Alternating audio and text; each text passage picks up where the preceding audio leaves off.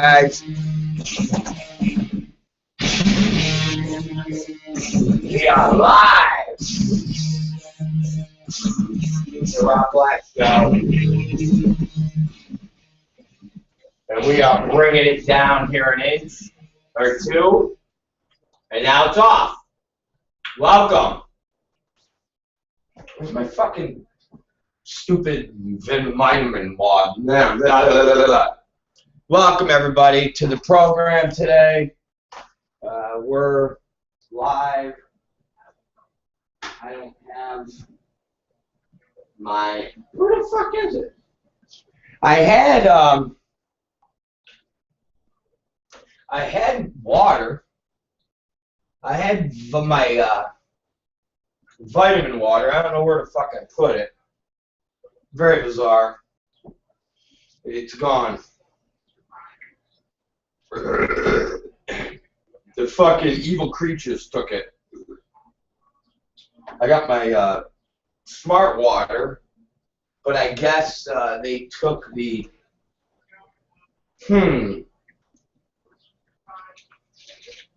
It's very bizarre.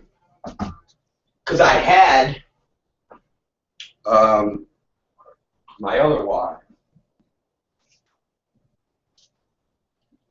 But now it's gone. It's all missing. I have no idea where it went to. I thought I could have swore I brought it out of the car and brought it in. But I guess I didn't. I don't know. That's fucking bizarre. I must not have brought it in to the office. It's very weird.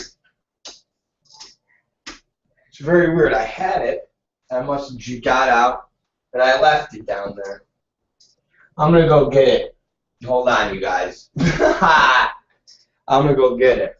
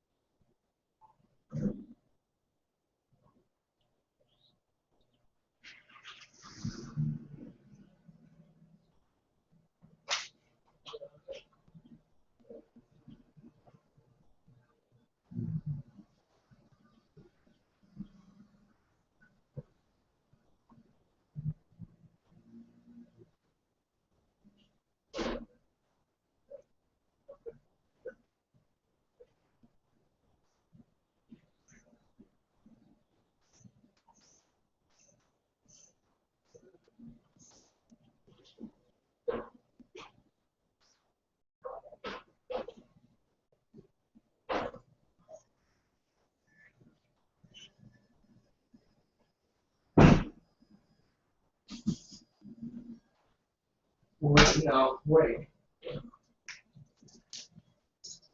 We're back, ladies and gentlemen. Had to go get my drink before before I lost my beverage. We don't want to do that. Don't want to do that. All right, let's see here. Trying to see what exists here on a card now. Talk to Zoe now. All right, so it's like I know this fucking light here is a gives you guys a it kind of gives you guys a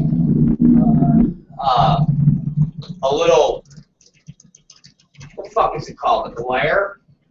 But I'll tell you, if I gotta turn this fucking shade in and turn these windows down, I'm gonna fucking kill people. I am. I'm gonna go post them on this fucking building. Because it's the only thing that's keeping me from going postal in this fucking place. So if I gotta move the goddamn thing to make you guys a little bit happier, then that's what I'll do. But I can't fucking move and shut these curtains. Or what about if I do a corner? How about a corner? How about this? How about a corner of it? Hold on. I need to do a corner. How's that? Is that better? Can we deal with that? Is that better? A little better? Tiny smidgen better?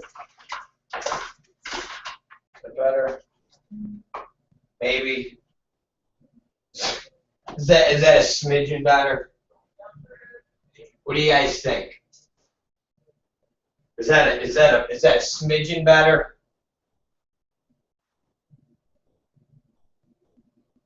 I don't know. Fuck it, dude. Like I said, if I gotta go fucking completely dark, I'm gonna fucking rage on people. So really is so. It's just so. It's not even. It's just so. Let me give you an example. Let me give you an example. And I know I've had these discussions about cops before, and I hate to be such a cop basher, but I'll tell you something, man. To get here, I had to walk around the area. Now, some of you who don't know what I'm talking about, some of you who aren't familiar with the show, let me explain. Across the street from us, we're on Lancashire, and across the street from us is the 7-Eleven that we go to. And in order to not jaywalk, you have to basically exit the dump hole here and take a left. If you take a left, you go down to the corner, a little dump corner, where there's a Jack in the Box and a Carl's Jr. and a used car lot. You go across at the crosswalk and then go back up to 7-Eleven, or you could walk all the way down to Van Owen and do the same thing. The Van Owen is further than the dump walk that is down over there. Right now, they were shooting a movie here last night, and so this is the truck that is moving and backing up so that they can leave the premises. So that is this. I don't even know what they are. What low-end movie this is? It's probably some. I don't even fucking know what it would be. They're from Zio Studio Rentals. ZIO. Zio Studio Rentals, and they are. Now he's leaving. Bye. Yeah, bye. See you later. I'll tell you, they make a fucking, this place makes, they don't even need to have girls that are attractive. Between the jerk-offs that rent the places up here for $6 apiece, and there's 1, 2, there's 3, so that's 6, 12, it's 1,800. So you got us idiots up here paying $1,800 a month. Then you rent the place out. They probably rent this place out once a month, twice a month to some studio.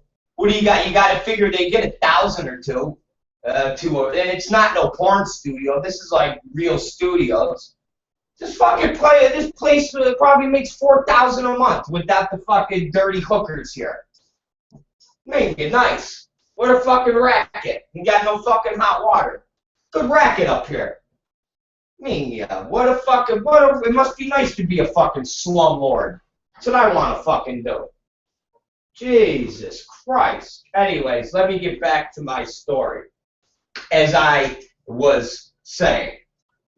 So now, the North Hollywood police, what they do is they go to the 7-Eleven to piss, which I don't know why 7-Eleven lets these piece of shit cops go in there. They really are.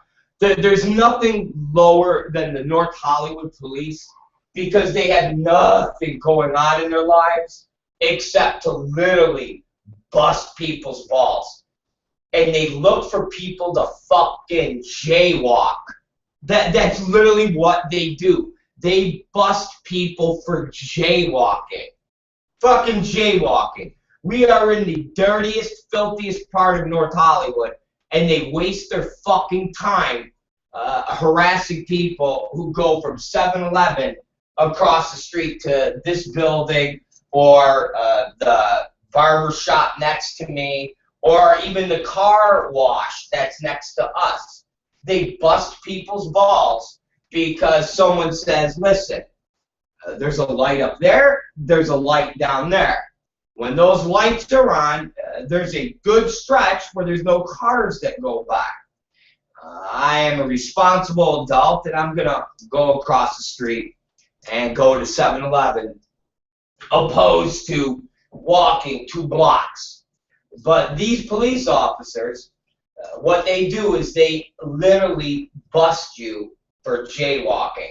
Now, ladies and gentlemen, I don't know any cops that I want to speak more horribly on than the North Hollywood police officers, or I should say other than the police officers that beat up homeless people until they die.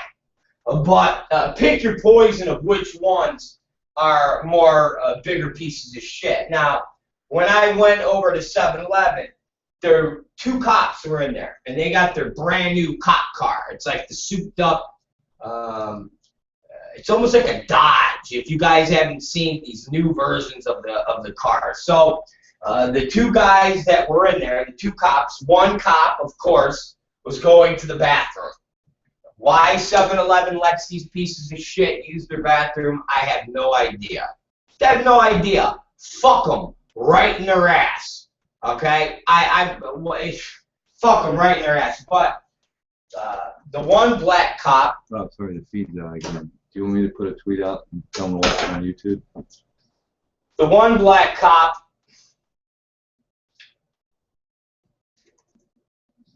is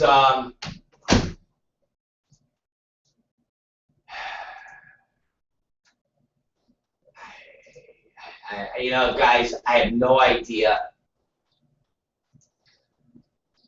what the fucking issue is and why the fucking feeds, why my feed keeps going out. I really don't know. I really don't know. I don't know if it's next door. Hold on, you guys. Let me. Okay.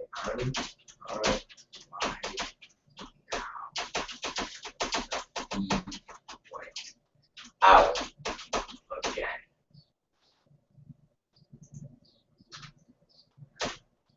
And the feed went out again. Right on the channel. And live. And it went out again. Guys, you're killing me. Hold on, guys. Kept going out.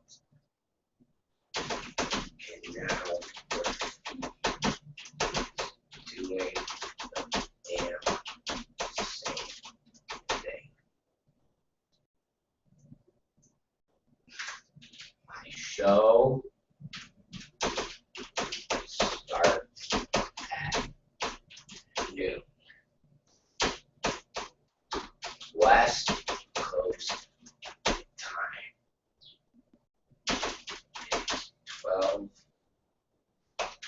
12:20.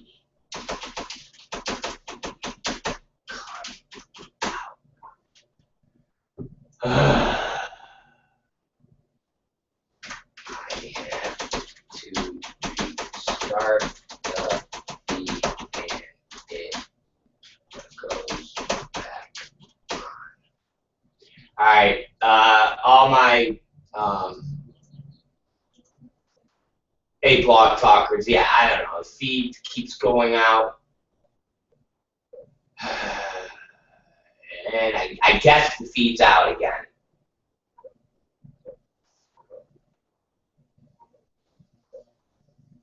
So I'm gonna refresh, and we'll start it up again. I don't know why this is happening, but it is. So now we're back up. I have no idea why we're back, ladies and gentlemen. I don't know why. This was happening to us yesterday. The feed kept going out last night. So I don't know why this is happening. I don't know why this is happening. But nonetheless, it kept going out. And now I'm gonna put this up in the window so I can see if it's going on. Man, it's like fucking just a nightmare. It really is just a fucking nightmare. All right. So now I gotta look at myself spinning around. Fucking pain right in the balls. So, here we go. Alright, so I'm on, ladies and gentlemen. And now I have my, I got the other monitor up in my screen. So now I can see exactly if this feed goes out. So, we're back on.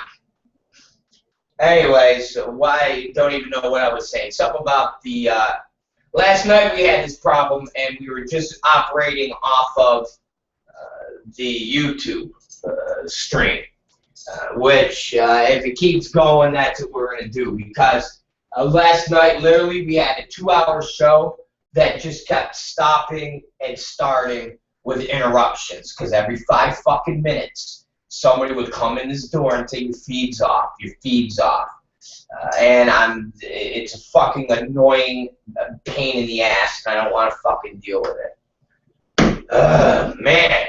So, anyways, I don't know where I was going with the cops.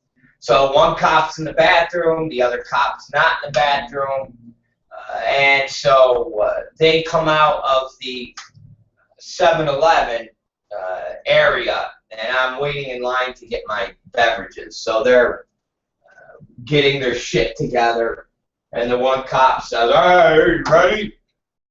And this cop that comes out of the bathroom, it's a black cop and a Mexican cop, and the Mexican cop, I swear to God, he must have weighed 275 pounds, and I'm not talking about a fucking Batista from WWE.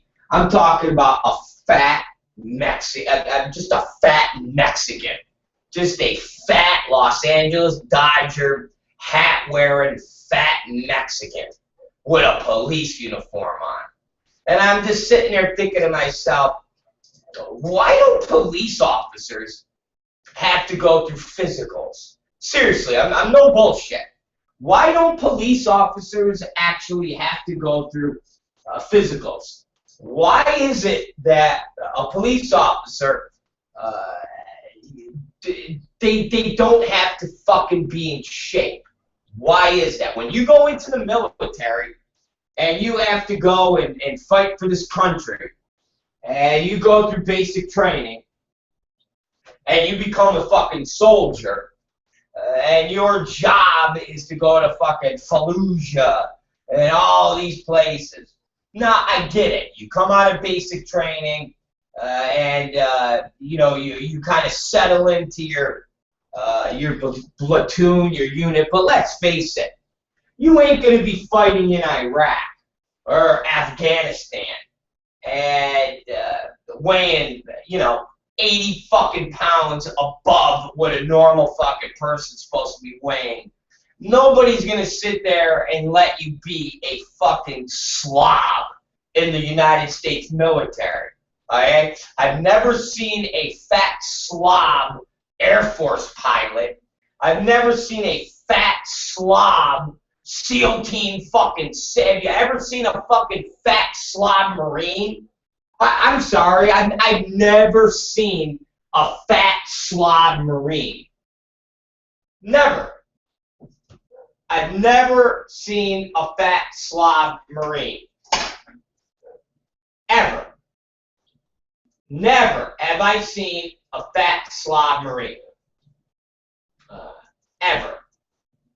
And we're off again, you guys. I've never seen a fat slob Marine ever in the history of my life.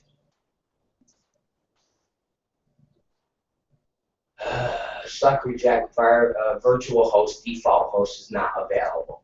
Now, again, okay, guys. Let me server reject. I gotta send this off to these fucks. And I can't even I gotta write down what this says. I'm sorry, you guys. But again, we're off. And I'm experiencing issues here.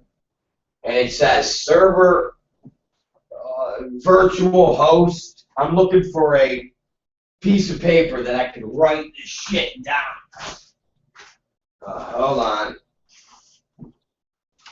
Okay. Server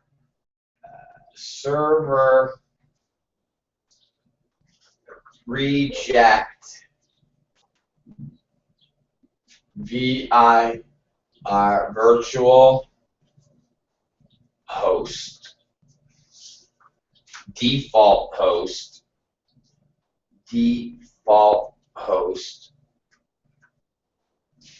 is not available. Is not available. Alright. Let's see what these fucks are saying now. Hold on. Okay. Patrick says fat cops scare him. I'm with you, Pat. Alright, hold on. I'm off again, guys. It keeps shutting me off. This is what it says. Server reject VIRT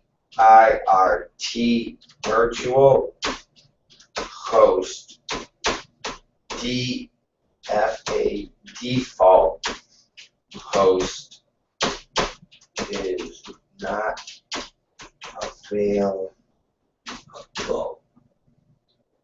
It says on my screen when it shuts off.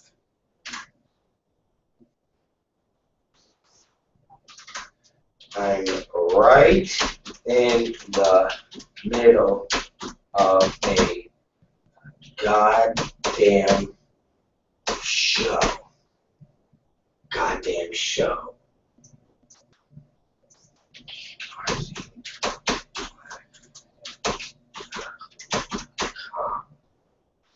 Motherfuckers, man. Alright, that's off. Alright, going back on, guys. Let's try this again. Yeah, I sit here and do tech support. It's like I'm fucking sitting here doing tech support while we're doing our show. Exactly. Thank you, Patrick. Patrick said to me that he's scared of fat cops because basically what they do is, you're right, Pat.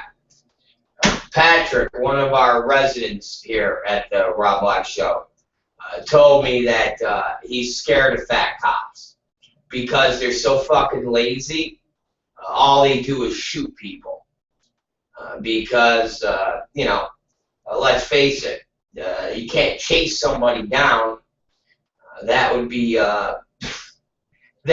too much time. That'd be too much work. So, chasing people is not an option for fat cops. Basically, what they do is they'll just straight up fucking shoot you. So, that's a good one. I like that, Pat. Patrick's very funny. But yeah, ladies and gentlemen, those of you who are watching us on all the other streams, we were back. Hold on. Those who are watching us on the other streams, we were off because I don't know. I don't even know. It's like I can't even give you guys answers when this shit happens because I don't know answers. That's the thing. I don't know answers. I have no answers. I just sit here and fuck with these buttons and hit the people and say, what the fuck, assholes? So, big show. So, seriously, that's all I say. I go, what's up, assholes? So, we'll see now. So I say to them, what's up, assholes?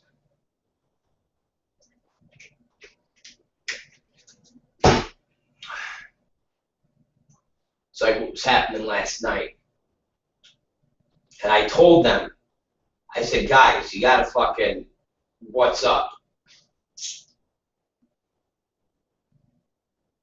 And I don't want to fucking take the YouTube feed and stick it in the adult FYI. There, now we're back up now, guys.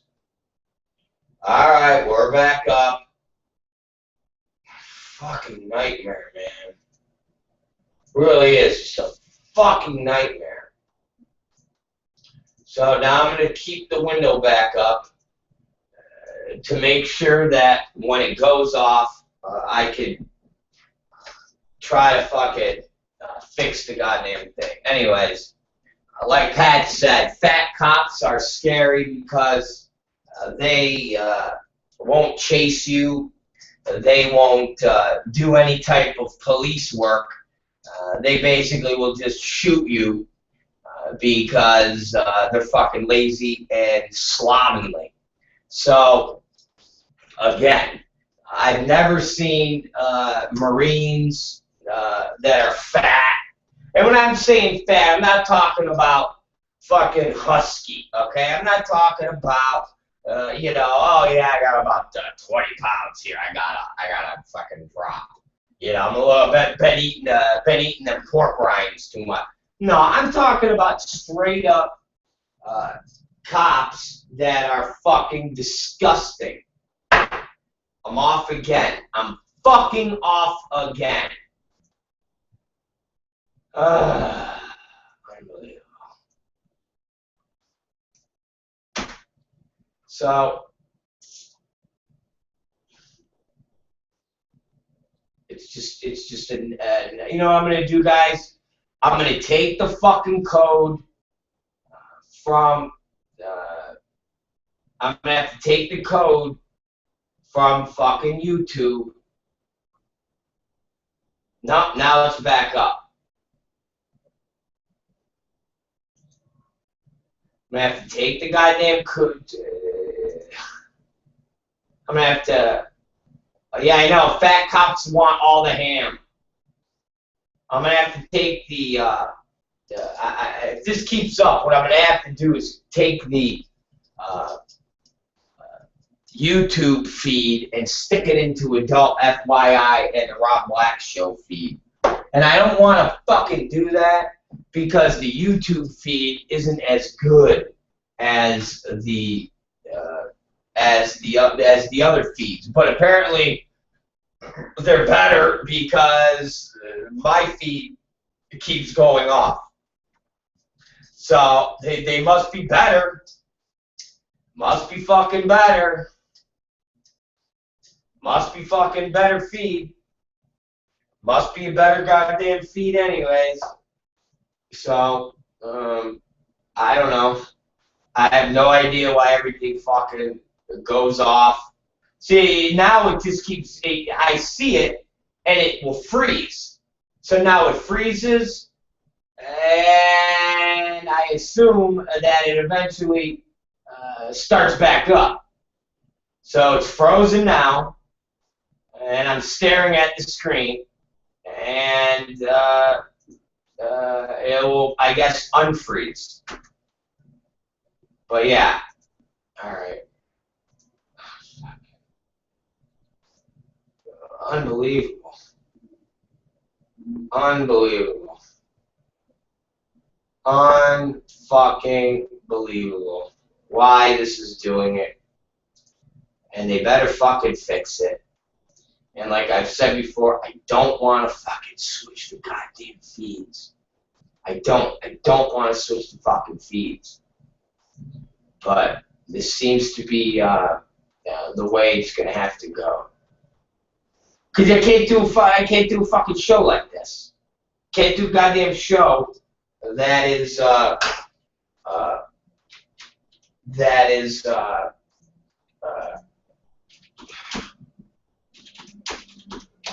constantly shutting off like this.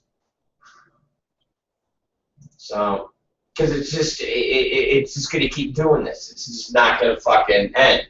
It's not gonna subside. And then every time we get into a conversation, then I fucking stop and have to deal with all this bullshit. So I don't think it's my internet. It's the server people. It's the decast people.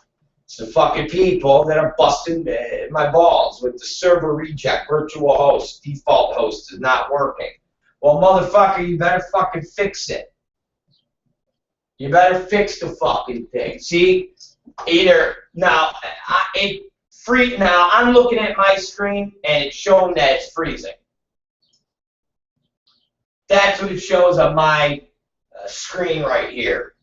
Now, I gotta imagine that is what it looks like on everybody else's screen, not just mine. I gotta imagine that it has to look like that on everybody else's screen, not just fucking my screen. See, now I'm crossed by, I don't know, man. I don't know. Katie, is the adult FYI stream keeps starting and stopping, and getting frozen? Can you please tell me, or is it the web connection that's here in the office? That's all. Somebody just tell me this. It's already 12:39. It's like 40 minutes of the show. I'm just fucking around with this. It's just a nightmare. It really is just a fucking nightmare. 40 minutes. I can't do this for fucking another 2 hours and 20 minutes. This is retarded. This is like as retarded as fat cops. It really is. It's fat. It's as retarded as fat cops. Fat, smelly cops. fat, disgusting slob cops. That's what it is like. So yes, Katie Summers, if you could just tell me if the feed it just keeps going in and out, or if it's just me. If you could do that, it'd be greatly appreciated. I would love that. If you can't, it's all right. Still greatly appreciated.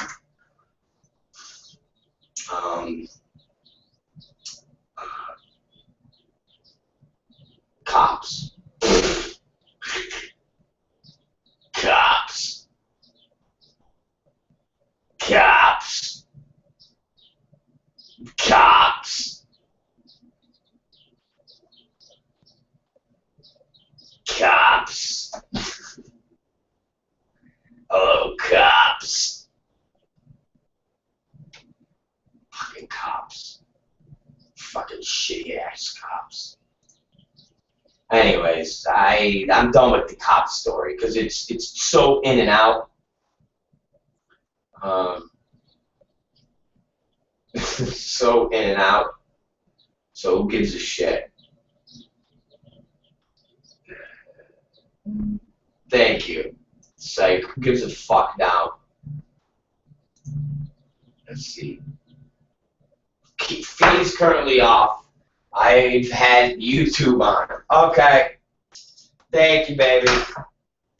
Thank you for telling me. Sounds good. So the feed is off. Okay. I'm going to hit these fuckheads again. What I'm going to do, you guys, we're going to switch out the feed from on YouTube to here, so hold on. Ba ba ba ba ba. Ba ba ba ba ba ba. So hold on.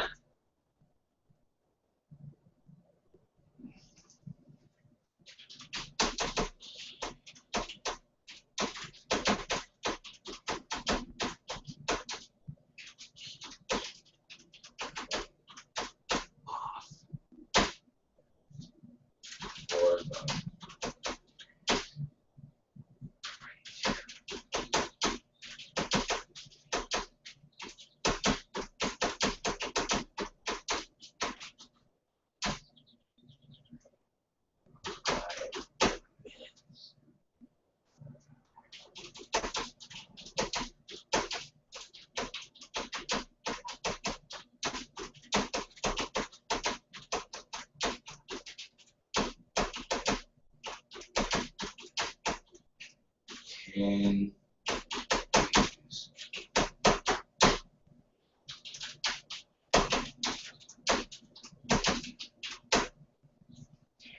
oh man.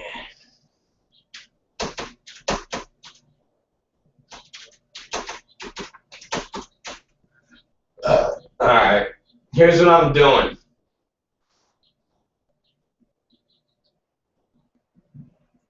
All right. Here's what I'm gonna do.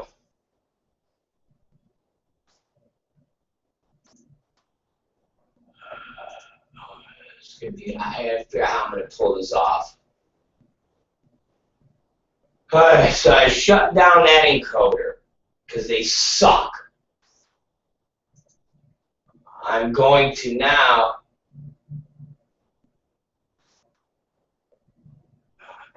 go over to, oh man. See, I don't even know. I'm pretty sure I can pull this off. I think I can. So hold on. What's today, you guys? The 18th? Alright. Oh shit. Ha, Aaron. Aaron goes, the NSA hacked your stream because you're telling the truth about cops. Aaron, yes, you're right. You're right, goddammit. You're right, motherfucker. You're right, motherfucker. Oh, that's funny. Ah, you guys are the best. Alright, I'm gonna try this, fuckers. And if this works, then we're gonna work with this. So hold on.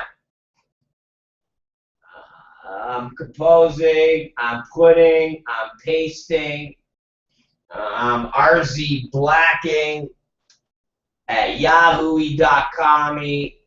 I'm saying live feed. I'm sending. I am going back to the YouTube. I am now. You guys are great.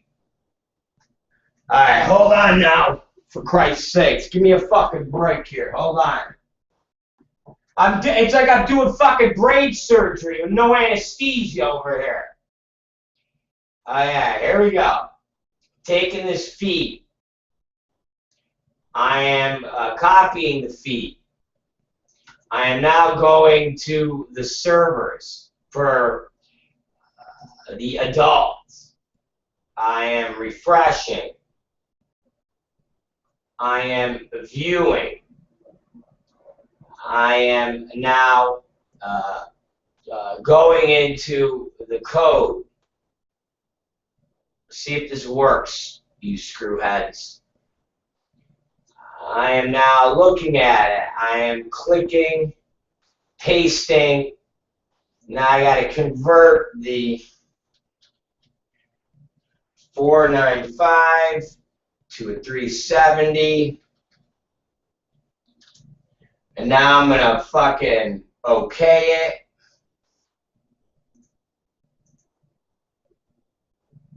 Now I'm going to refresh it. And now you guys are going to tell me if this bitch is going to work. Go to Adult FYI and tell me if this thing works. I'm in Adult FYI too, so let's see. Let's see if it works. Let's see if this cunt works. Cunts. Fucking dirty cunts.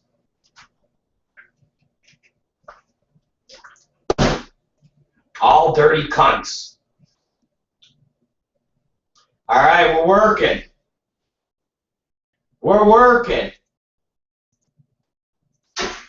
Go to Adult FYI and tell me if this thing works. I'm in Adult FYI too, so let's see. We're working. Let's see if it works. We're working. Let's see if this cunt works. We're working, guys. Fucking dirty cunts. We're working. I'm looking. We working. All dirty cunts. Cunts. Cunts. We're working. Cunts. We're working. Cunts. Go to Adult FYI and tell me if this thing works. I'm in Cunts. Let's see. We're working. Let's see if it works. Cunts. We're working. Let's see if this cunt works. We're working, guys. Cunts. Fucking dirty cunts. We're working. Cunts. I'm looking. We work at all dirty cunts. Cunts. All right, so we're back up on Adult FYI, and it's definitely Aaron. It's the fucking NSA, my friend. Aaron, it's the NSA. Those dirty cunts are trying to shut us down because we're talking about fat, ham-eating cocks, all right? Yes, you're right. Okay, now, ladies and germs, that's such an old thing, isn't it? It's fucking gay. We've got to figure out now how to get the, we got to figure out now, if we can, this feed into the ROB Black Show feed. Which it's not. And this, I don't have the time or wherewithal, but if Alexandra was up, and I don't know if she's up, but if Alexandra is up, she could get this feed into our system. So let's see if we can get Alexandra up. Let's see if there's a possible way. I don't know. But if she was up right now, I would have her get the feed going in the ROBBlackShow.com website. But I don't think she is up right now, so we're fucking hit on that. We're definitely fucking hit on that. But hey, if we could get her up, we would get her up and she would say, "What do you want me to do?" And then I would say to her, "I need you to get the YouTube feed and you need to put it in the Rob Black Show feed area so that we can fucking switch feeds over and get that going." But I don't think this is gonna fucking. I don't think she's up. She's probably fucking asleep.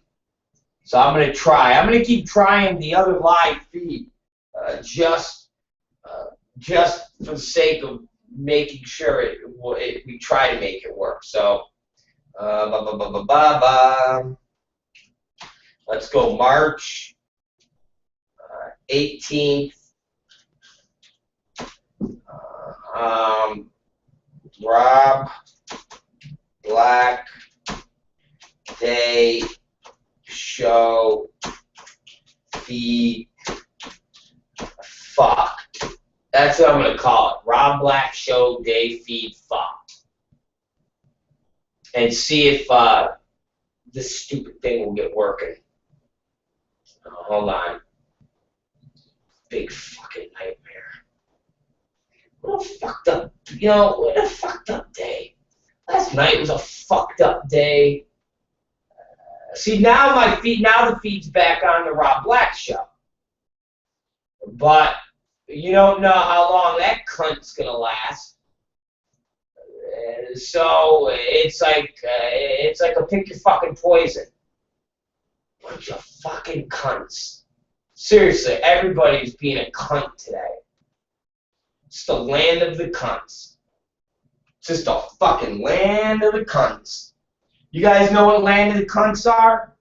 This is land of the fucking cunts. Okay? Land of the cunts. Fuck. And now I gotta figure out how. Yeah, baby. So hold on now. I'm gonna put this up a little bit more.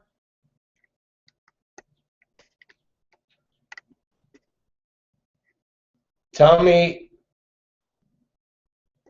how is that, you guys? Is that a little bit? Because now I gotta play to this fucking camera. Is it better as far as not cutting my head off? Aaron, you fuck. You're sitting there typing away, you little prick. You could at least help a motherfucker out. You're all typing about the NSA. You could at least fucking say, yeah, it looks good. It's not completely cutting your head off. But you don't do that. And it hurts me inside. Alright, I'm looking. It's not as bad. It's still fucked up. I don't like it, but anyways, it is what it is. I'm looking at myself right now, even without Aaron. Prick, little prick, Aaron. All right, we're back. I have so many monitors now. I got a monitor here. I got the fucking monitor there. I got the fucking the broke feed there that keeps going in and out. Man, I got feeds everywhere. I have no idea what the fuck I was talking about. So, we'll carry on. My wayward son. Okay. Like I said, I don't even know where to pick up the goddamn show. We've been fucking around with all these feeds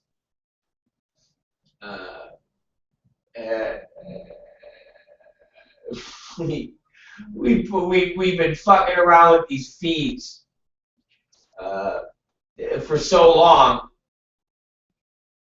that we've been fucking with these feeds. I have no idea where the fuck we are. That's how fucking just fucked up we are. Alright, Katie Summers just said it looks good. Alright. That's my girl. She said it looks good. As long as she says it looks good, that's all that matters. That's it. Alright. So, ladies and gentlemen, welcome to the show. Welcome to the show. I am your host half the time. And I am your host the other half of the time. Yes. And I am Rob Black. We are here, and we are trying to talk amongst all the technical problems. We are talking about craziness. And we were actually thinking about where the fuck is the airplane? Alright, where's the goddamn airplane? That's all I want to know. Is the airplane getting fucked over and screwed with just like the goddamn Rob Black show is? That's what I think is going on. Alright, that's what I think is going on. We have two different fucking signals.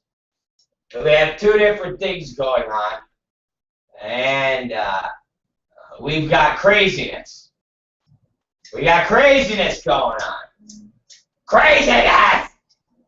So, we'll see what happens in the coming days. Okay.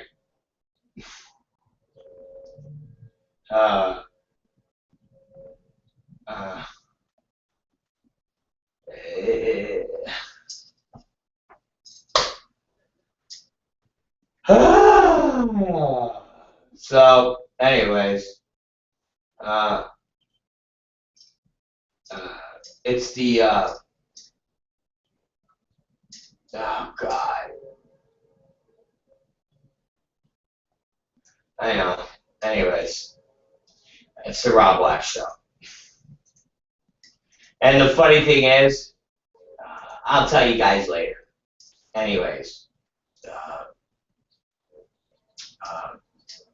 we are at 12:58 p.m. We've taken, how long has it been now?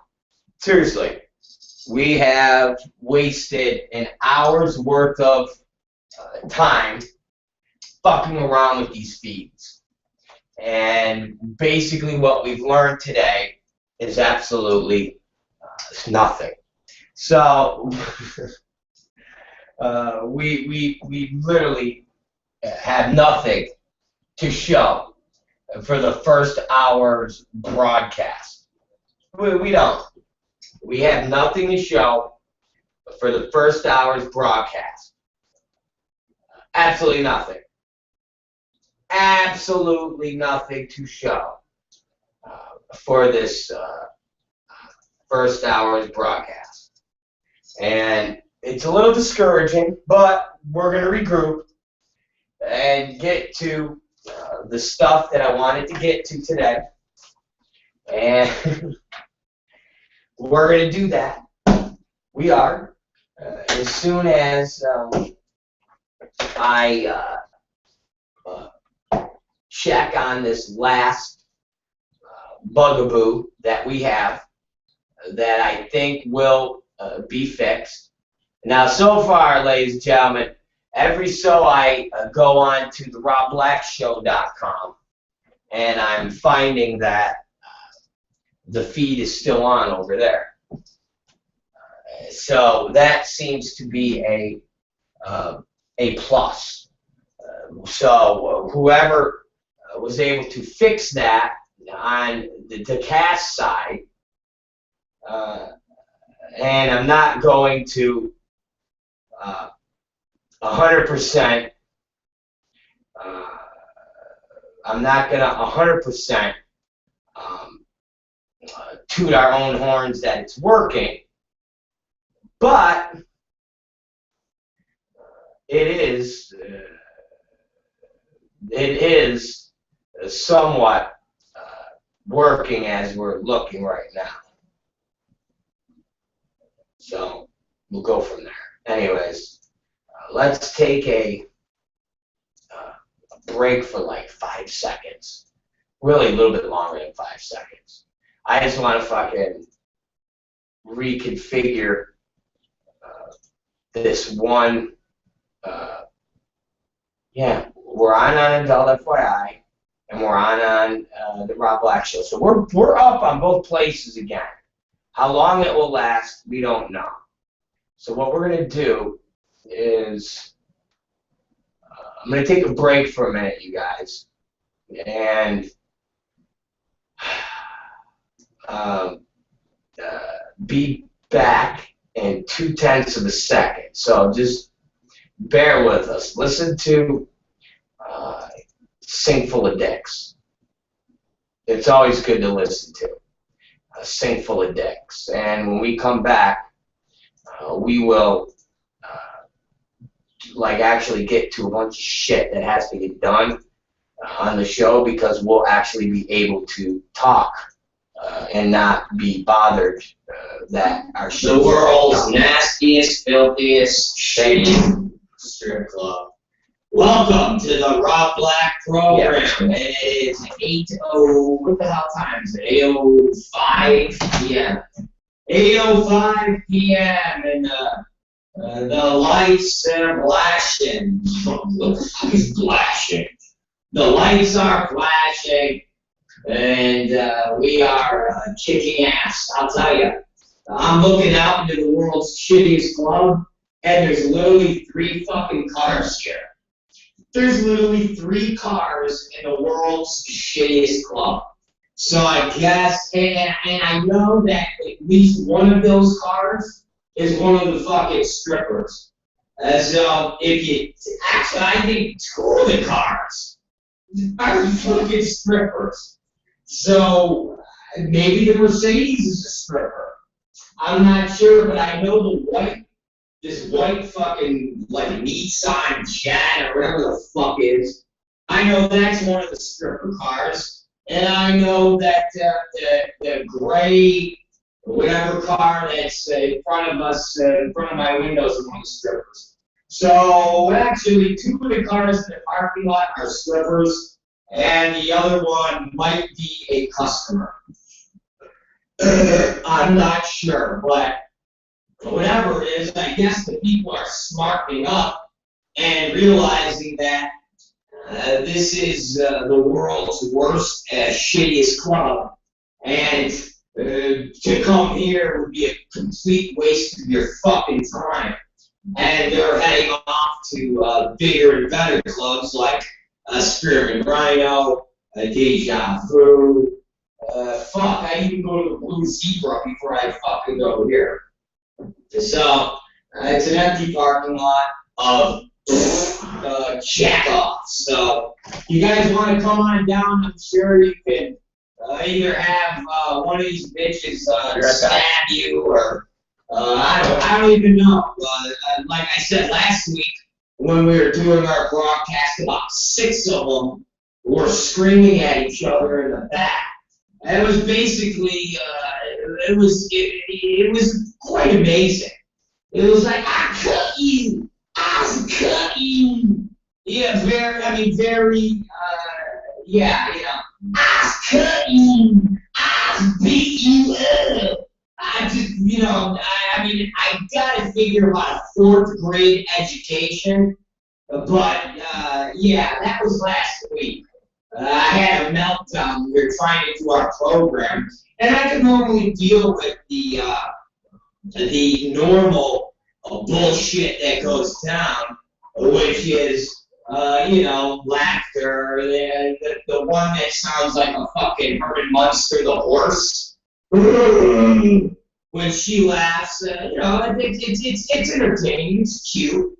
But, you know, they've raised it to a whole other level.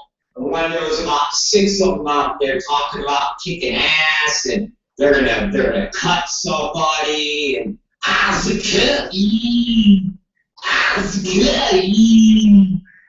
can't be a bitch. It's like, oh God, really? Could you possibly like graduate anymore with a 6th grade education? So that was last week, and I actually had to shut down my doors and my windows because this was way too much for me to normally persevere. And I had a breakdown, and I was jumping around, and I'm stomping my feet to give them the feeling of the noise. I went out to the walkway, and I was jumping around, and that's when the landlord came out. I was like, what's the matter with you? And I was like, well, you had your dirty bitches outside threatening to cut each other up and beat each other up. And I mean, I get like the you know, smoking lounge, but really, there has to be complete silence. What is wrong with you? I like you. What? Yeah, okay, go fuck yourself. That's what's wrong with me. How's that? I'm not used to working at establishment or being part of establishments that basically have their workers fighting, wanting to beat each other up, stabbing each other. I'm not used to that. I'm actually used to places that run a real tight ship, places that actually, you know, I know the guys over at Deja Group, the North Hollywood, Joe and the guys from Vegas, I mean, Joe from San Diego. These are respectable people. And the clubs are ran with really, really class act operation. So I always thought that that's how all clubs ran. I didn't know that clubs ran like a fucking, like a shit house, like a dump, like a fucking, just garbage. So it's very shocking when I am at an establishment and girls are talking about beating each other up and stabbing each other and they're fucking scratching their cunts and fucking talking about robbing people. I mean, just real garbage. So it was shocking to me. And, you know, I never experienced that before. Shit, I remember when I went on little dance tours before we went away to jail. Lizzie actually danced, and I accompanied her on some of these things. You know, like a little bitch. You know, like the guys that go and they're like the little roadies for their wives or their girlfriends, and they collect the dollar bills. You know, like a good suitcase pick, like a little bitch. I did that like 2 times. Probably the most degrading thing in my entire fucking life. I mean, ladies and gentlemen, when you're a guy and your wife or your girlfriend is dancing in a club and your job is to fucking take care of her and carry her fucking bag and do her Polaroids and pick up her cootie ball money, you're a bitch.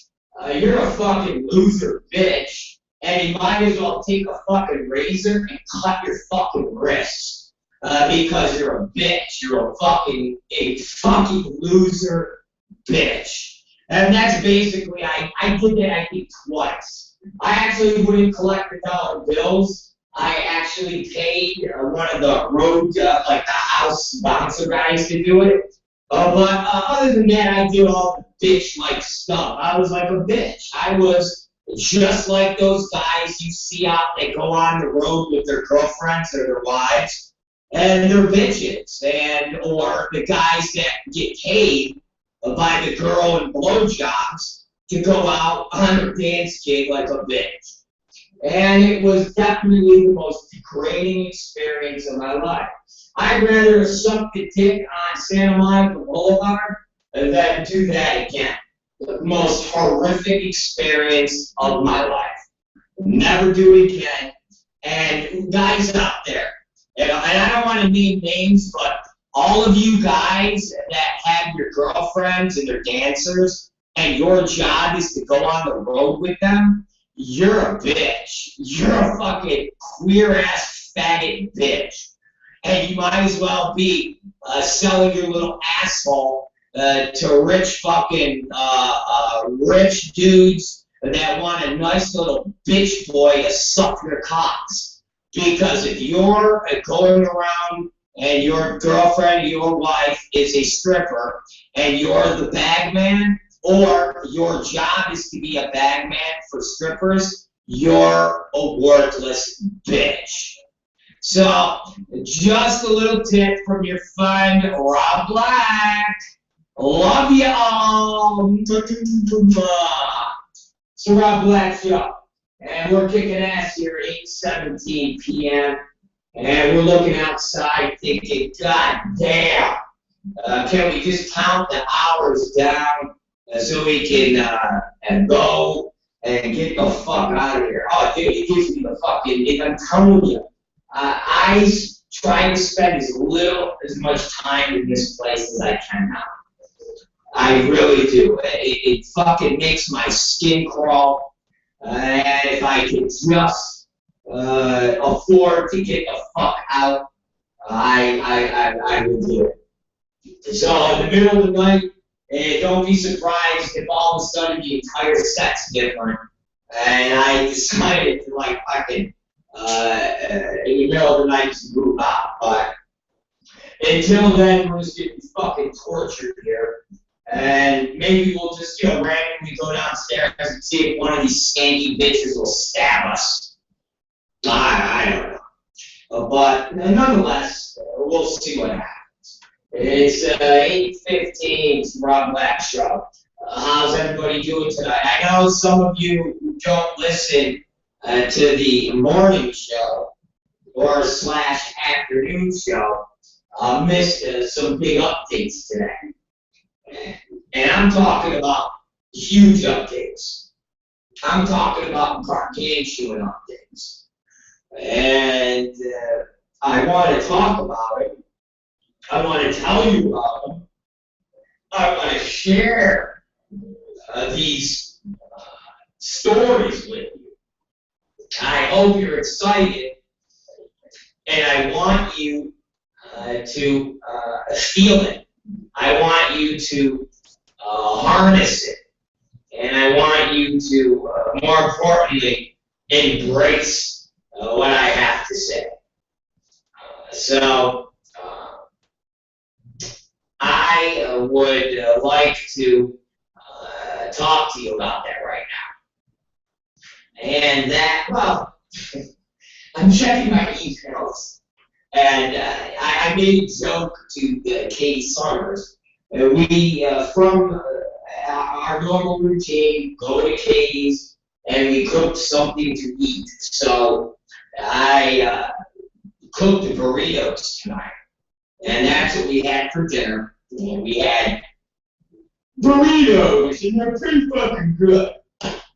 And after we ate, I went into the bathroom to brush my teeth because I'm trying to keep my health in a tip-top physical shape, and I'm really going all out on this aspect. So I went there to brush my teeth, but I couldn't brush my teeth. You want to know why, ladies and gentlemen? I'm going to tell you why. And it's quite amusing. And what happened was, as I went to grab the toothbrush and the toothpaste, and to create my toothbrush to clean my teeth, I realized that I could not use the bathroom sink. And you would say, well, Black, why not?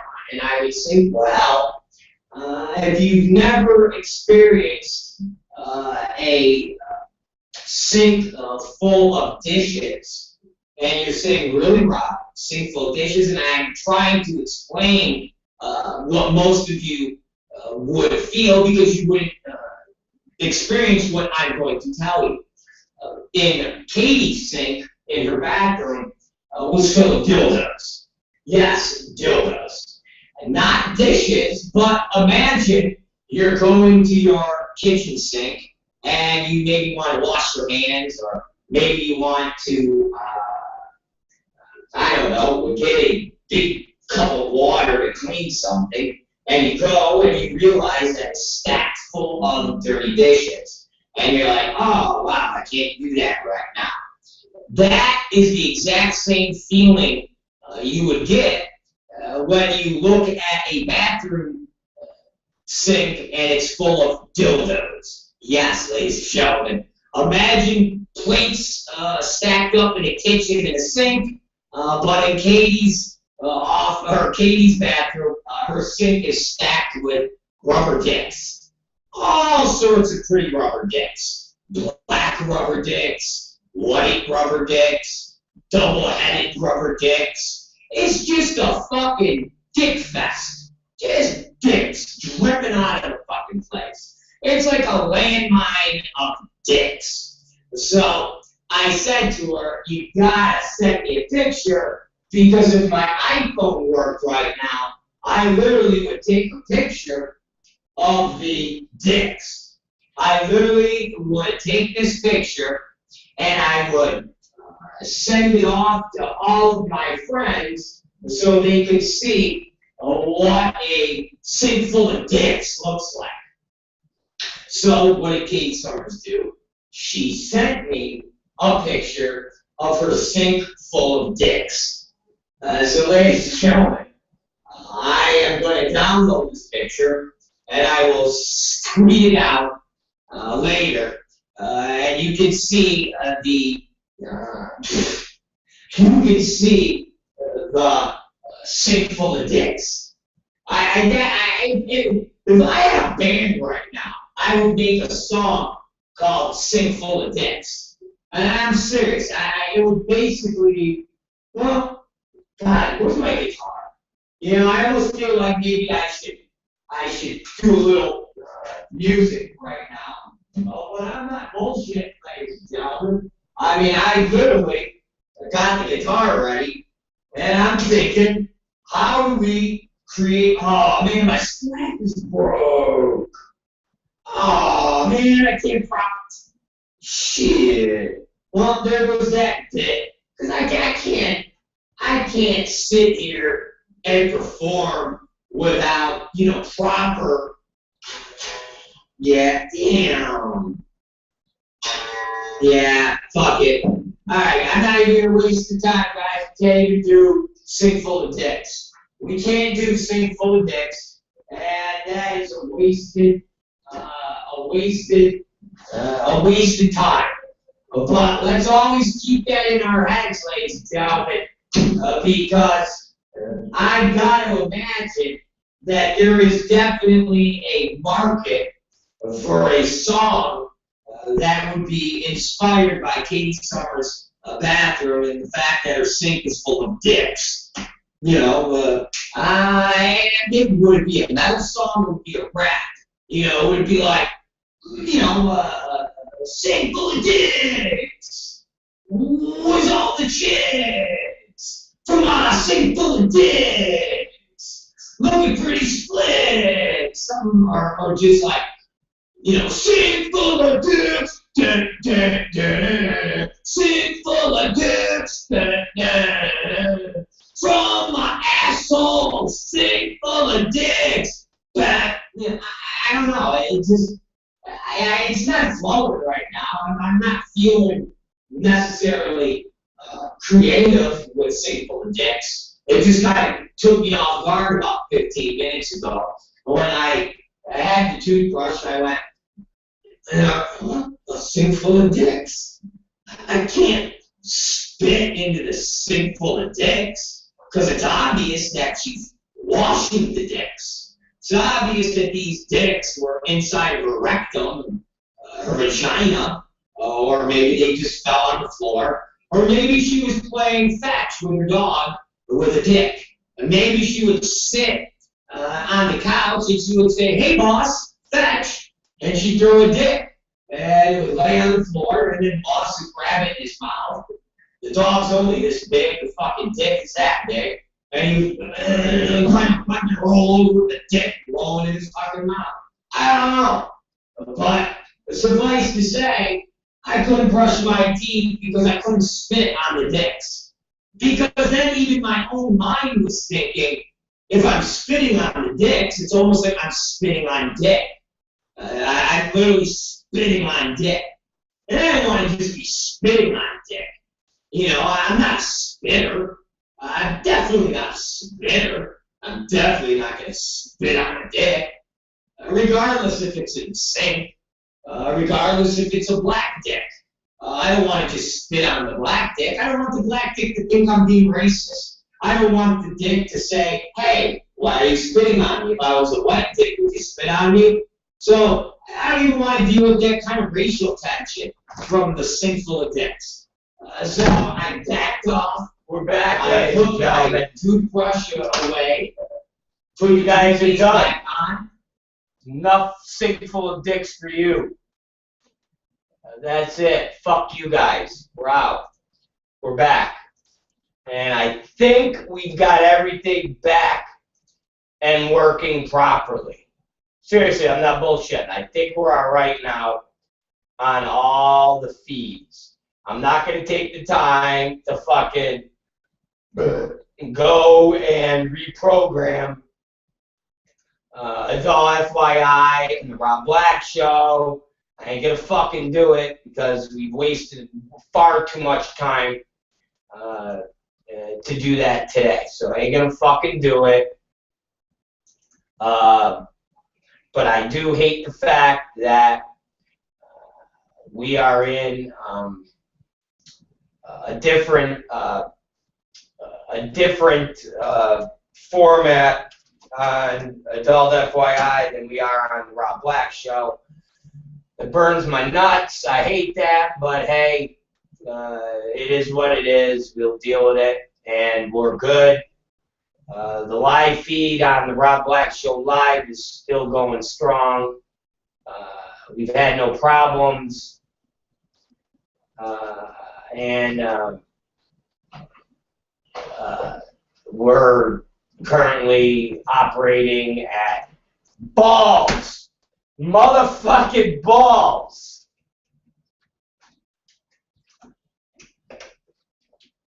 I'm looking at it now. I was on the phone with them.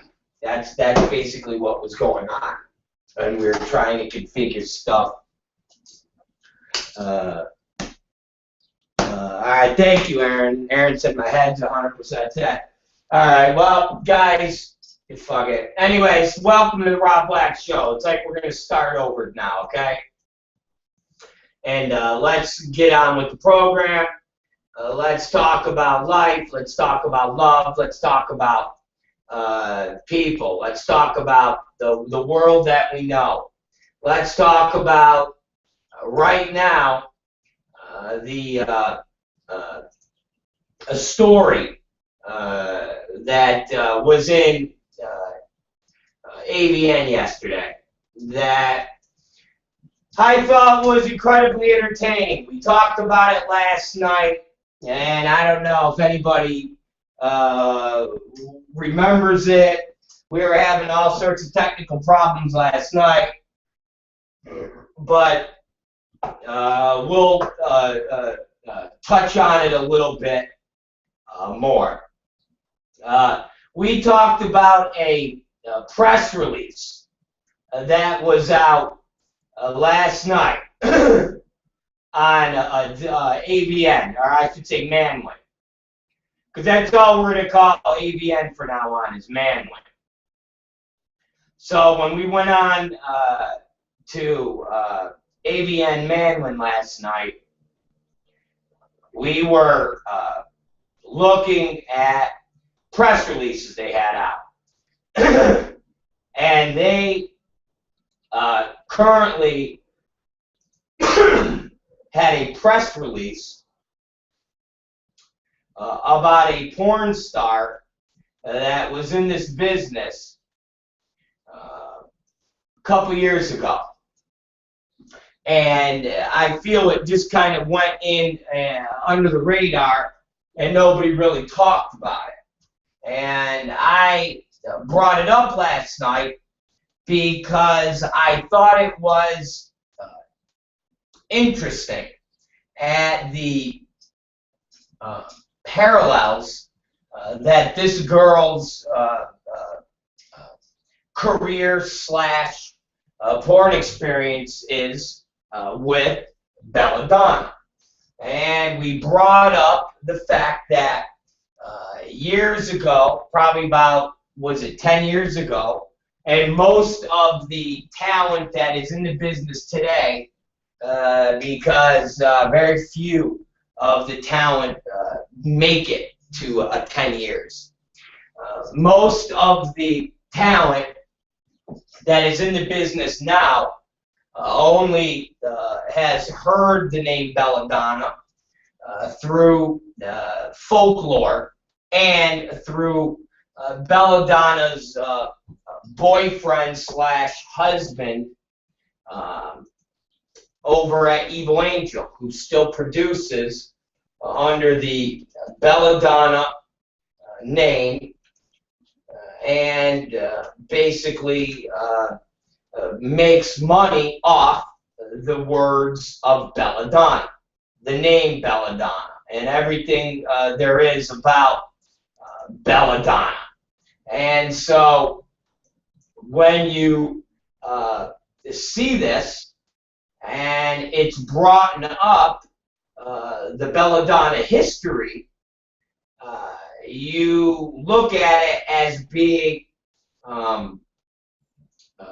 the exact same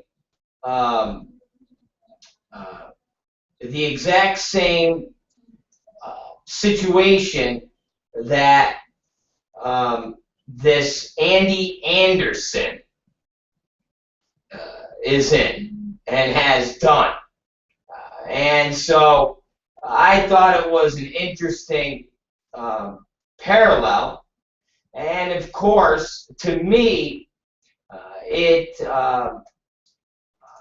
says tons about this industry, and it says tons about the people that are in this industry, and it talks about exactly how this industry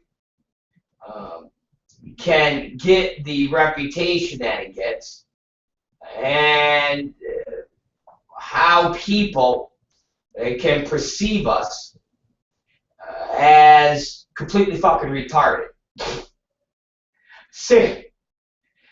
Seriously, and I know you guys laugh, but if you look at belladonna, I'm actually going to put the videos up.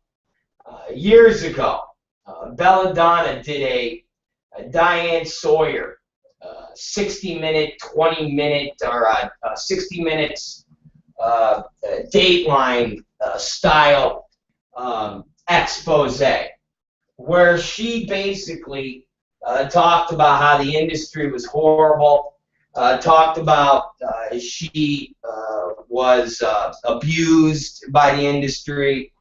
You name it, belladonna talked about it. She cried on the air.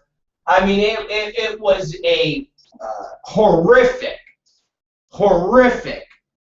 video that came out, and it painted the industry in a horrible light.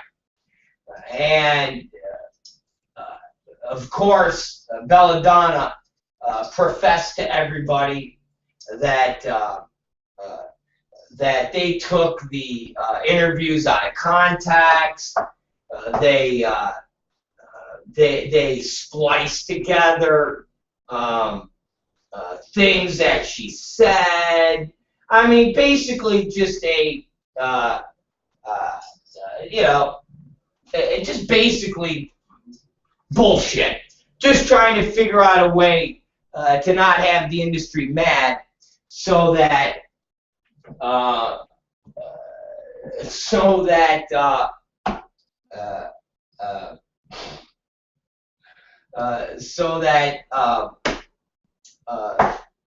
the fucking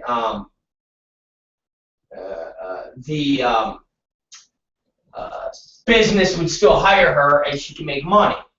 So of course she got back in the business, told everybody basically whatever she had to tell them, and then everybody welcomed her back in, and so forth and so on. The rest is history.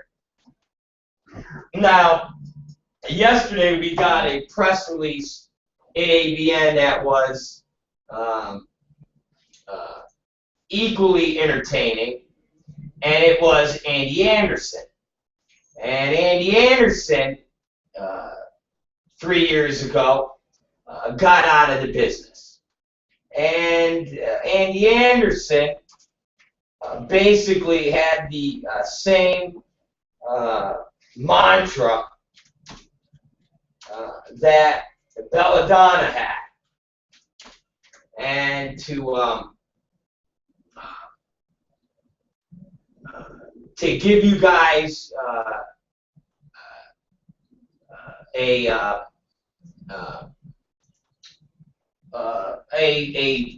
refresher, Andy Anderson did a open letter, okay? And this is what Andy Anderson said when she quit the business back in 2010. So in 2010, Andy Anderson quit the business, and she posted letters up on websites. She went with Pink Cross. That's that Shelley Lubin Foundation. And she typed this letter and sent it to all the websites. And here's a piece of it to refresh your brains.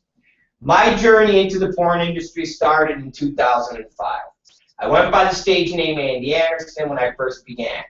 I would work and go to school Monday through Friday, and then go to LA on the weekends. I did everything hardcore type of scene: anal, double penetration, gangbangs, etc.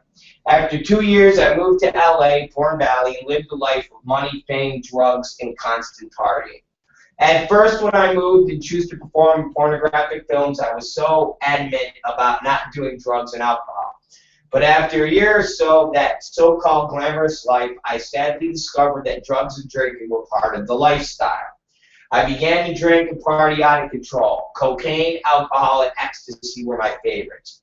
Before long, I turned into a person I did not want to be. After doing so many hardcore scenes, I couldn't do it anymore. I just remember being in horrible situations and experiencing extreme depression and being alone and sad.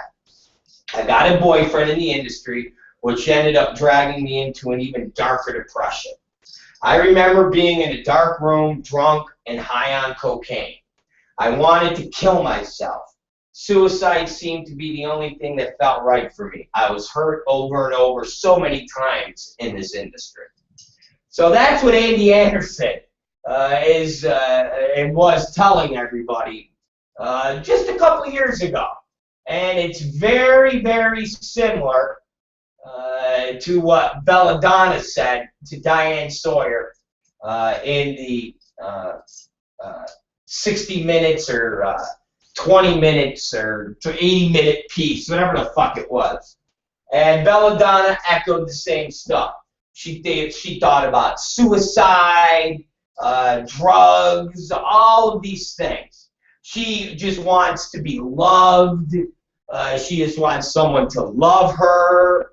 Just really the same stuff we hear over and over. So now let's jump forward a couple years.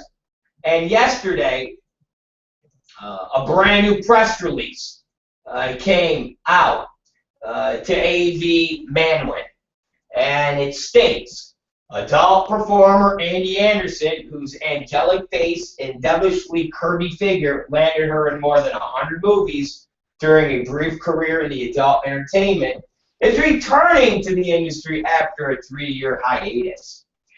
Anderson's California girl good looks and legendary dirty mouth won her many adoring fans, and now those fans have reason to rejoice.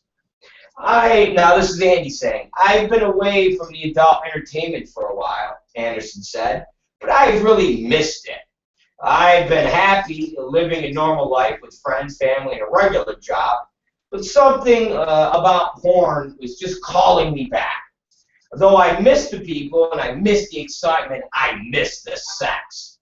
The time is right for me to come back. Anderson plans to begin shooting next month and will continue to travel between Los Angeles and her home. She plans to shoot as often as possible for companies as well as her new website and clip store. To help with the next phase of her career, Anderson is obtaining services of Pipeline Multimedia, which is Raj T. Pipe. The industry has changed a lot since I was in it, Anderson adds. It's been great working with Raj T. Pipe and Natalie at Pipeline. They have shown me a lot of new ways to work on my brand and have a successful career while I still get to have a great time. We make a great team, and I can't wait to get what comes next. To find out more about her comeback, read this interview from Raj T. Pipe. And for interviews, please email Raj at pipelinemultimedia.com. So there you go, guys. Now, that's a pretty drastic stance from committing suicide in an industry that ruined her. And she didn't commit suicide. I'm talking about the act of talking about suicide. To now her saying that she missed the industry, and she missed the people, and she missed the sex. So, again, ladies and gentlemen, what the fuck do you expect when people look at this industry and talk about regulation, talk about safety, and talk about the general well-being of just all the performers and the general well-being of just the state of where the industry is, from the producers to the directors to the owners. When you have a girl named Andy Anderson, who a couple years ago was talking about the industry basically breaking her and getting her hooked on drugs, and putting her in such a dark place that she's thought about committing suicide, to here we are now, and she's back full steam in the business, baby. Woo! What the fuck do we say to something like that? Seriously, you guys, what do you say to something like that?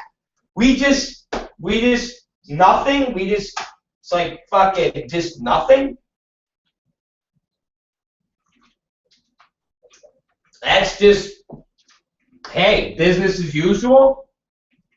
If that's business as usual, do you guys not understand why people have problems with the industry when we say we're safe, and when we say everybody tasks and everybody looks out for each other and everybody regulates each other?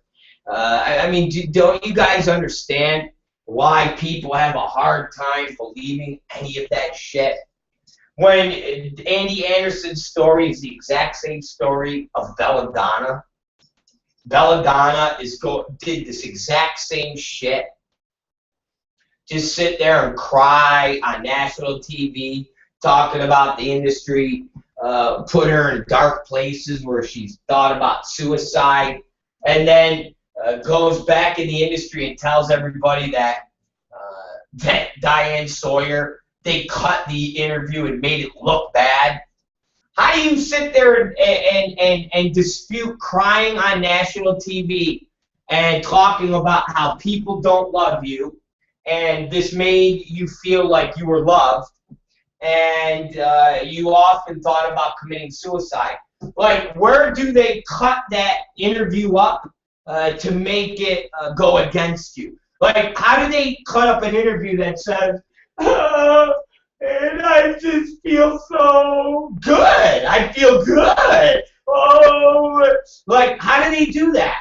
I often thought about suicide, but then I went to Disneyland, and I loved it. Like, how do they edit that? Like, how do you edit when you're talking about suicide, and you're talking about drugs, and you're talking about walking into a room with 10 or 15 guys, and you didn't plan on doing anal sex, and and you're basically told that's what you have to do.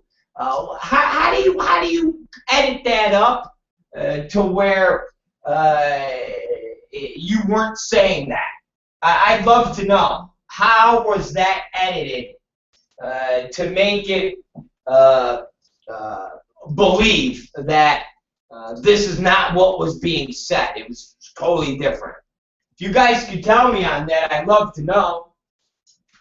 Seriously, I'm not being a dick. I know everybody says Rob Black's a dick. He's being a dick. He's an asshole. I get it. I know I'm a big fucking jerk off. But the facts still remain. If you guys could tell me how this is edited. Now, will Andy Anderson say the same thing? Will Andy Anderson talk about how this was a big conspiracy for her to go on and align herself with Pink Cross and align herself with people and talk about the drugs and the abuse and being in such a dark place? Suicide was something that she thought about. I mean, or I take it that's going to be edited, and she'll now say that, you know, that was all wrong. It was all bullshit. It was all lies. Just like Belladonna, right? Belladonna, that was all lies too. Belladonna. Eh? And you guys wonder why people look at this business and say everybody's fucked up. And you have people like Diane Duke saying, oh no, we take care of our own, and we make sure that all the town is safe, and we make, get the fuck out of here. You don't fucking make sure anything is safe. You don't make sure anything is safe. You don't, why? Why would you do that? Seriously, think about it. Why? Why would you do that? Why? Who gives a fuck? That's the thing. You know, and I've said this time and time again. Our industry is predicated on everybody pretending there's something that they're not. Pretending that they're not doing what they're doing. When honesty is the best fucking policy. Say, I don't fucking care about you. You're just a piece of meat that I need to get a scene done. Oh, your asshole hurts? Okay. Well, then don't do it. But if you don't do it, you're not going to get fucking paid for the fucking anal scene. Oh, yeah. No, everybody wants to fucking perceive that these things don't go on. So in turn, when this type of stuff comes up, it makes our industry look so fucking stupid. Makes our industry look so fucking stupid. Because people go, how do you guys explain a girl that was in the business a couple years ago talking about suicide and now she's back? What does that say for the people that are working with her? What does that say for the people like Raj T. Pipe and anybody else that's going to work with Andy Anderson? To know that you're working with a girl that a couple years ago was talking about committing suicide because of the industry. It's just mind-boggling to me. It's the same thing with Belladonna. when Belladonna did her talking, and everybody was completely fine with her exposing the industry and making it look exactly the way it is, and then using it and manipulating it, and then telling everybody that, oh, well, my crying was taken out of context. How the fuck was your crying taken out of context, you dummy? How was your crying taken out of context? How was your talking about suicide taken out of context? How do you take something like that out of context? Someone's got to explain that to me. How do you fucking take crying out of context? Literally. How do you take talking to Diane Sawyer saying that you're unloved and that porn makes you feel loved? How the fuck do you take that out of context? It's amazing. To me, that's amazing. So when I see this type of shit, it's amazing to me. Literally amazing that this business deals with what it deals with. It's fucking cuckoo land, man. It really is cuckoo land. It's literally fucking cuckoo land. Everybody's fucking cuckoo. The way they act is fucking cuckoo. And ultimately, we get what we get from the outside people because we act fucking cuckoo. So that was something that I thought was interesting. We talked about it last night. I just kind of wanted to finish and put a punctuation on that. So that was that. I seen a video last night. Let me ask you guys this, and I'm done with the Andy Anderson Belladonna comparisons and their whole thing. So finished. Can you dig it? Done. We're done with that. I have another question for you guys. I saw a music video last night that has that Farrah Abraham in it. The Teen Mom sex tape girl. And we had talked about this, weeks ago, when she was running around telling people that she was basically raped and drugged on Wicked sets, or Vivid sets, not Wicked, on Vivid sets. And Steve Hirsch was running around in the media saying that he would challenge her to a lie detector test for $1 million, and it was just a publicity scam. And we had said that if Hirsch was really distraught by this, he was really hurt by this, then he would actually send a cease and desist letter. And this went on for a week, 2 weeks, and then finally, I think it was like a week and a half ago, Hirsch sent a cease and desist letter, but it was done in a way that would garner publicity on this website, Fish Market or Fishman.com, one of these Hollywood gossip sites. And subsequently, you haven't heard anything from Vivid side, Farrah Abraham's side, anybody's side. The only thing you've heard has been Farrah Abraham putting out a music video.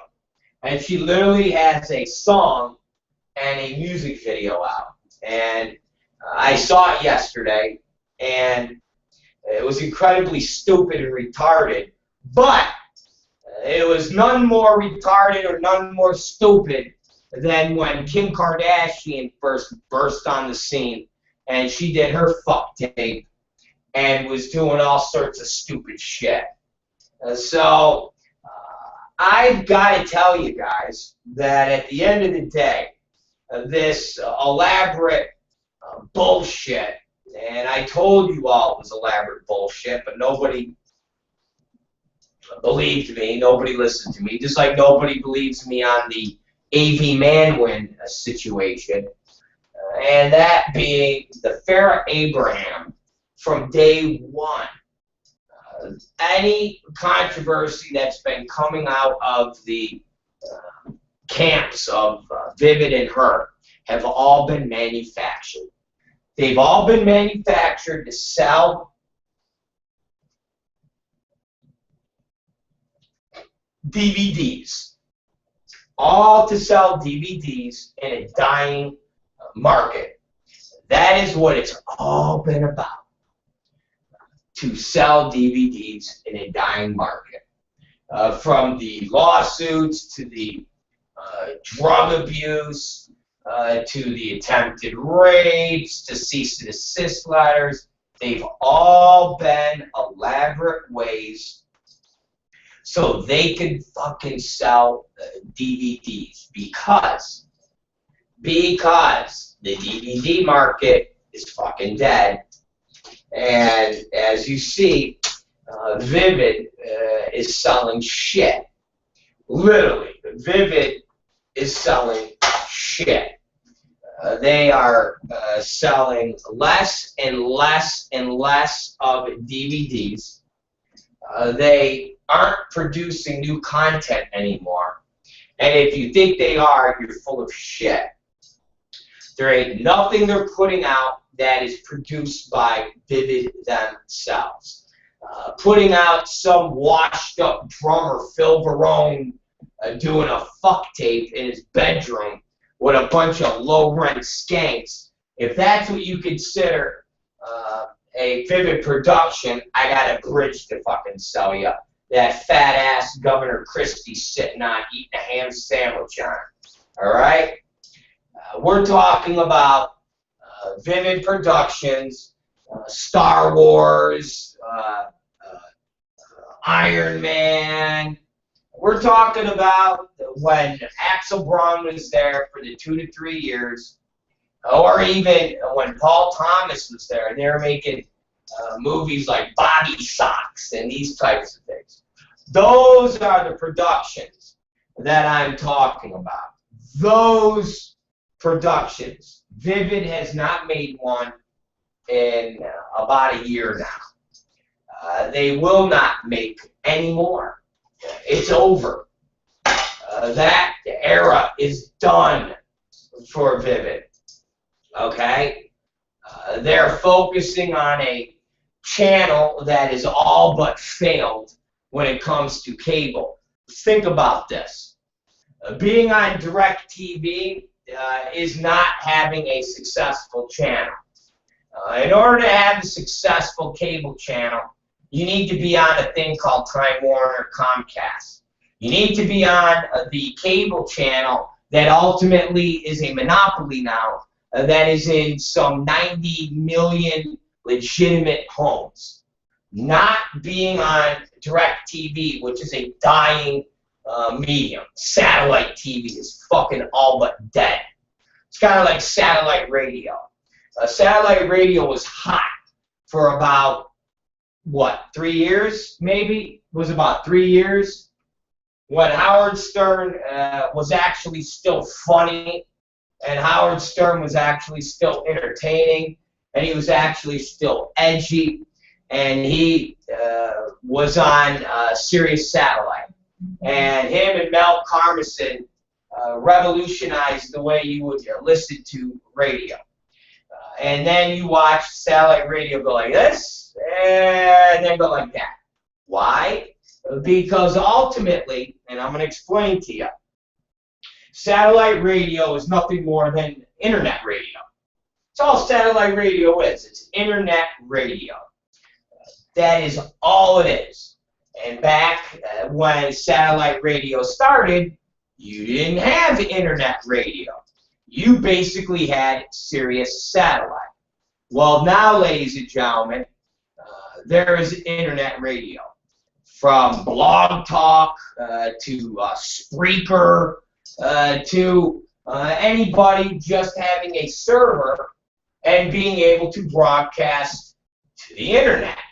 Because, again, all of the brand new cars that are being manufactured now in the industry are all being equipped with dashboard computers that are logging in to the internet. Now, when I say that, we're not talking about having a goddamn interface where you're, www. Not talking about that. You're talking about interface, like a Google interface, a Yahoo interface that already has internet channels that are already embedded into those channels, those interfaces of whatever the fuck they're doing. Example, TuneIn is a internet-based program that has internet radio. And TuneIn right now is offered in most of the high-end automobiles that are being produced right now in the market. When I say high-end, Mercedes-Benz, your Audis, and your higher-end GM cars. Again, we're not talking about your, $11,000, generic, put it together for your low-income families that can and need an economical, inexpensive car. We're talking about the higher-end cars because ultimately a economical car or a lower-income family aren't going to spend $30 a month for satellite radio. So ultimately, what you have now is satellite radio basically shit. Satellite radio is nothing now. That's why Howard Stern's second contract with SiriusXM, when his first one was up, paled in comparison to the money he got the first time around. Paled in comparison. Because satellite radio is really just a thing of the past. That trend that everybody in America was going to have satellite radio is gone. I mean, I even had a receiver that you would put into a boombox, so to speak, and you could have it when you were working. You could transport it with you. Nobody has that anymore. Nobody has that anymore. It's done. That era is over. Like I said, TuneIn. TuneIn, we're on TuneIn. Blog Talk Radio is on TuneIn. So right now, we are on Roku. Roku is 4 million strong. Those boxes are in 4 million homes. So right now, 4 million people who have Roku have TuneIn. And those 4 million people can listen to the Rob Black radio show. There you go. As Vivid says, Vivid TV is in 50 million homes. Okay, Rob Black is in 4 million homes. Okay, now what? Stupid motherfuckers! Fucking Vivid. Just fucking hanging on to fucking dear life, man. They're like in a fucking roller coaster ride, hanging on to dear life. That's all they're doing, is hanging on. Ooh, we're hanging on, baby. So you have TuneIn, and TuneIn's going, and it's offered in higher end cars. Well, ladies and gentlemen, listen. Give it another year. another 2 years, tops, every single car that's going to come out in America is going to have an internet-based computer dashboard that will get you on Google, that will get you on Yahoo, and those companies will have internet-based apps like TuneIn is, and you will have people like TuneIn, that company, in 50 million cars. Remember, before, every car that was coming out and being manufactured was being produced with a serious radio in it. Yeah, big fucking deal. Now, TuneIn is in fucking cars. So we're in cars just like Howard Stern is. Again, the internet radio is dying. It's all but dead. Satellite TV, all but dead. You know, who the fuck has satellite anymore? Seriously, who the fuck wants to deal with a fucking dish? Existing customers, you have it, whatever. But who the fuck right now, literally, picks up a phone and goes, "Oh, I need a fucking dish on top of my fucking on top of my house. I need a dish pointing out from my balcony on my apartment. Better yet, I need to go out there with a fucking compass and a goddamn coordinates and be like, oh, and I gotta have my buddy down below going, signals wig! Signals wig! Okay, it's strong now. Oh, it's wig! Alright, clamp it down. Get the fuck out of here. Nobody fucking does that anymore. Nobody fucking gives a shit about that anymore. It's horrible. No one does that. You get fucking cable. Or you get a Roku. You get something, ultimately, that is not a fun. There's more, please. Roku is basically out in fucking, in the same amount of time, if you take Roku and you put it apples to apples against how long that's been out and how many people have a Roku device compared to how many people have a dish and how long that's been out, you basically have the same amount. Seriously, a dish, DirecTV's been around for, Jesus Christ, a decade. And the amount of people that have DirecTV compared to how many people have a Roku device, Roku's been around for a couple of years. That's it. Roku goes like this. DirecTV is like this. So basically you have this. That's what you have. And that's what Vivid does. So when Vivid talks about, oh, we're Vivid TV, 50 million, get the fuck out of here, jerk off. You got balls. That's what you got. Okay, you got balls. Unless I open up a brochure for in demand, or not in demand, for Comcast Time Warner, and unless I see in the bottom corner that I can pay $10 a month for Vivid TV through Time Warner, then I'll tell Steve Hirsch he's the guy. Okay?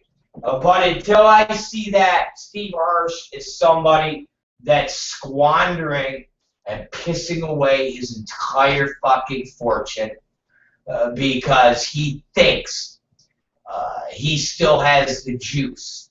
He thinks he still has the fucking power to become a media mogul off of a bunch of old crappy Vivid shit.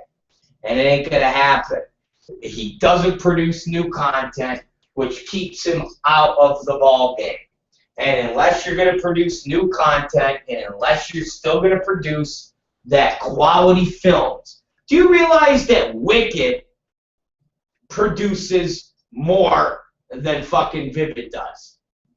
Is that amazing to any of you but me, or am I fucked up?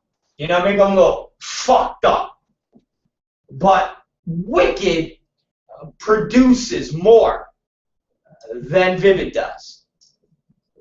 I find that mind-boggling. Fucking mind-boggling. Why is that? You really think fucking Hirsch is making money on Vivid Radio? You fucking nuts? Seriously, you people fucking out of your minds? You really think Hirsch is making money on Vivid Radio? You're joking, right? Vivid Radio that he leases through Sirius. He pays hundreds upon hundreds upon hundreds upon hundreds of thousands of dollars on Sirius XM. He pays them hundreds upon hundreds upon hundreds of thousands of dollars to be on Sirius XM. So what the fuck do you think he's making money with? He's selling ads? Really? Who the fuck is he selling ads to, dummies? Come on, who's he selling ads to? I'm listening. Who the fuck is Steve Hirsch selling ads to? Huh? Who is he making money from? Who's he making money from? If you guys can tell me that, again, I'm all fucking ears. See my fucking little tiny ears? They're open. And I'm listening.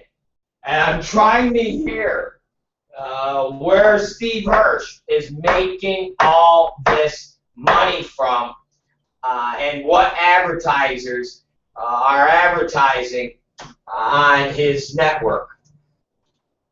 Because I don't fucking know any. I don't know one person that's advertising on this, on the Vivid network that is not Steve's buddy. That is basically doing them a square and he's doing them a square. I don't know one. Now, I got to imagine all those putzes that have their own radio gig there are paying. And what I mean by that, when Glenn King at Evil Angel, when he was on the air with Manwin, he was actually paying Manwin a fee. So I got to imagine that Hirsch has them still paying. How much they're paying, who the fuck knows? You know, you don't know, but again, to think Hirsch and Vivid are doing anything with what they got going on, you're sadly mistaken. And again, the fact that Wicked puts out new product is just mind-boggling. Literally mind-boggling. They put out new fucking product, and Vivid doesn't. That is just so bizarre. It really is. It's so bizarre to me. It's just fucking bizarre. Seriously. It is so bizarre how the fuck Wicked produces new content and Vivid doesn't. And it's bizarre that nobody talks about it. It's amazing that nobody, just nothing. Just nothing. It's just nothing. Nobody fucking did nothing. They ignore that. The industry ignores the fact that AVN is owned by Manwin. Nobody fucking will Nobody will talk about that. And I've said that yesterday. And we keep pointing to all the answers or questions or things that point to Manwin in their ownership of ABN. And yet everybody ignores it. And we described and explained to everybody yesterday why that is. Because if everybody had to finally admit that ABN is owned by Manwin, you would completely, 100%, okay, 100% have to shun ABN, and nobody wants to shun ABN because all of the talent still looks to ABN to get awards, and they still want the name ABN next to their names, even though that ABN ultimately is nothing more than Manwin. But that would break everybody's heart. But you guys do realize that Manwin owns ABN. You know that. Raul Christensen, Theo Thaspusi, fucking the Brazzer Boys, all of them are all part of ABN, all part of Manwin. They're all part of that conglomerate. You guys realize that. Nobody wants to admit it, but you fucking realize that. And when you shit on all of the Manwin properties, but you don't shit on ABN, it makes you all look like jerk-offs. You realize that, right? You realize that. Yeah, you realize that. You guys realize that. Yes, you do. Yes, you do. When you talk about the tube sites and how they're all Manwin properties and they're all ripping off the industry, you realize that that same organization owns ABN. And when you guys give ABN hundreds of thousands of dollars for advertising, when you give ABN hundreds of thousands of dollars to go to their trade show, you're giving Manwin that money. You guys realize that? You fucking guys realize that? I told you guys months and months and months ago, if you fucking want to get rid of Manwin, stop dealing with ABN. But none of you fucking will do that. Why? Because that is the ultimate blow to this industry, into acknowledging that it's been doomed for the last year or two, and that would put the final nail in the coffin. Listen, I'm not a big fucking fan of Alec Helmy and XBiz, but if you're going to pick your two fucking evils, you go with XBiz, because at least XBiz is not owned by fucking Manwin. At least as far as we know, they're not owned by Manwin. And when I look at XBiz, all intents and purposes, they're not a Manwin affiliation. They're just a Eurotrash affiliation.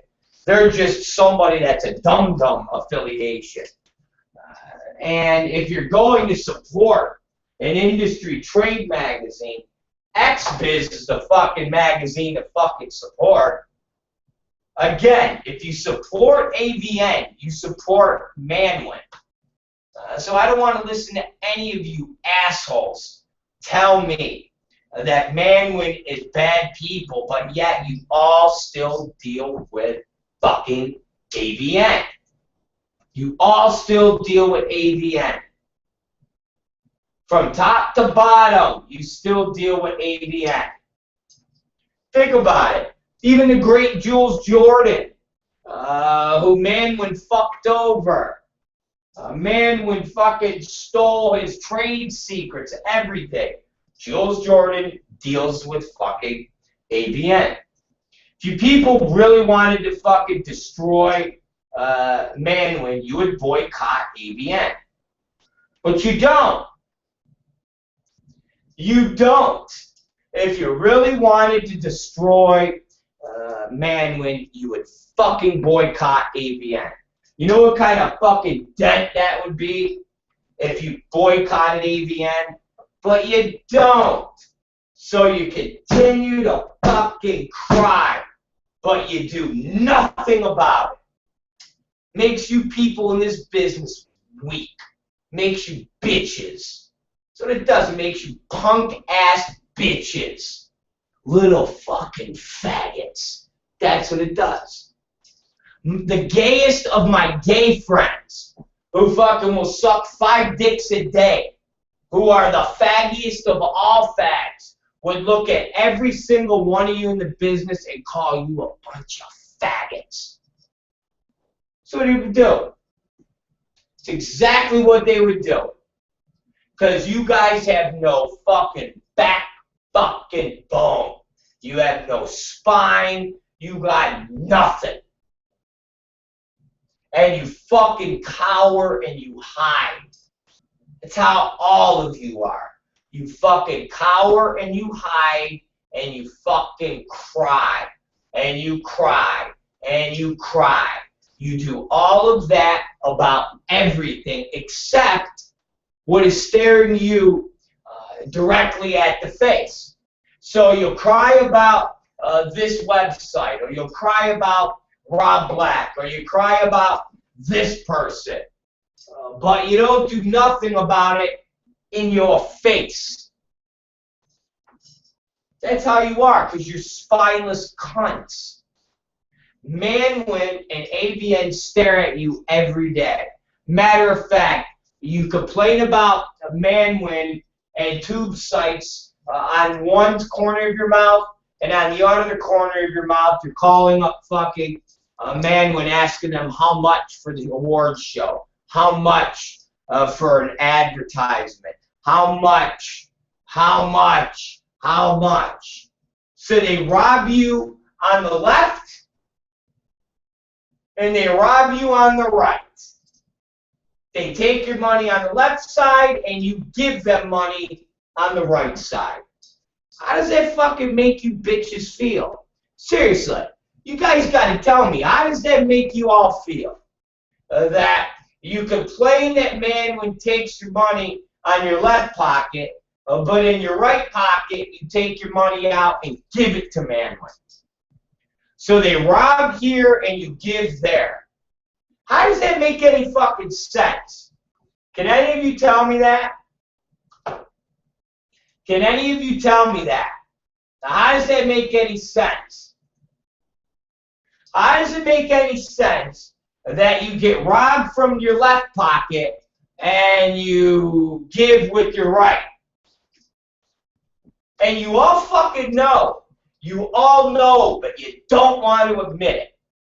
You're all in such fucking denial. It's just like Vivid.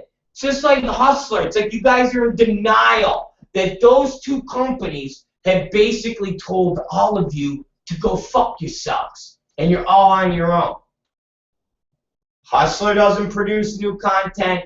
Vivid don't produce new content. And again, you can't fucking include somebody making their own shit and going to Vivid or Hustler and saying, hi, I made this movie. Can we put your name on it? And then can I sell it? And you could get a piece. That's not what I'm talking about. I'm talking about when Drew Rosenfeld gets a $50,000 check from Klein. And Klein goes and gets that 50 grand from Lawrence Flint. And Lawrence Flint's on, yeah, go ahead and make me Avatar 3D. Yeah. And then that money gets filtered all the way to Axel Braun. And then Axel Braun spends $70,000 on fucking Avatar and puts $30,000 in his pocket and picks up another $20,000 on the $70,000 from the Avatar budget and walks away with a cool 50 fucking grand. So, tell me when that is happening, because it's fucking not, and you all fucking know it. And if that's not happening, how the fuck can you actually say that Hustler is still producing? When Vivid Entertainment, when they are cutting a check from Stephen Hirsch, okay? When they're cutting a check from Stephen Hirsch that goes to Shyler Covey / Marcy Hirsch, and they are then giving it to Axel Braun, and they are then spreading that to Kylie Ireland, and they're in warehouses making sets for Empire Strikes Back, Star Wars, films like that, and you go there and they're shooting for 5, 6, 7, 8 days, and then at the end of it, these epic movies are then brought to the special effects guy, and the special effects guy makes fucking Guido and R2-D2 and C-3PO, and they make all these characters, and then the movie goes out to Comic-Con, and people are wow. That's what I'm talking about, not Phil Verone, okay? So, when the fuck is that happening? Anybody got any answer for me? I'm listening. Does anybody want to tell me when that's happening? So now, if it's not happening, and it hasn't been happening in the last 6 months, what the fuck makes you people think it's going to happen next month? What the fuck makes you think it's going to happen 2 months from now?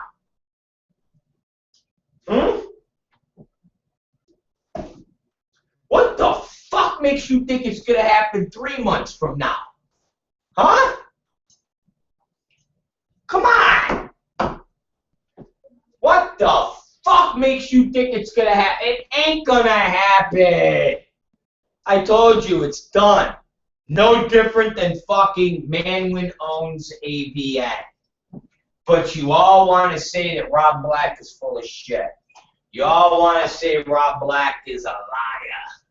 You want to say Rob Black doesn't know what he's talking about. No, Rob Black knows what he's talking about. I fucking know pretty goddamn well.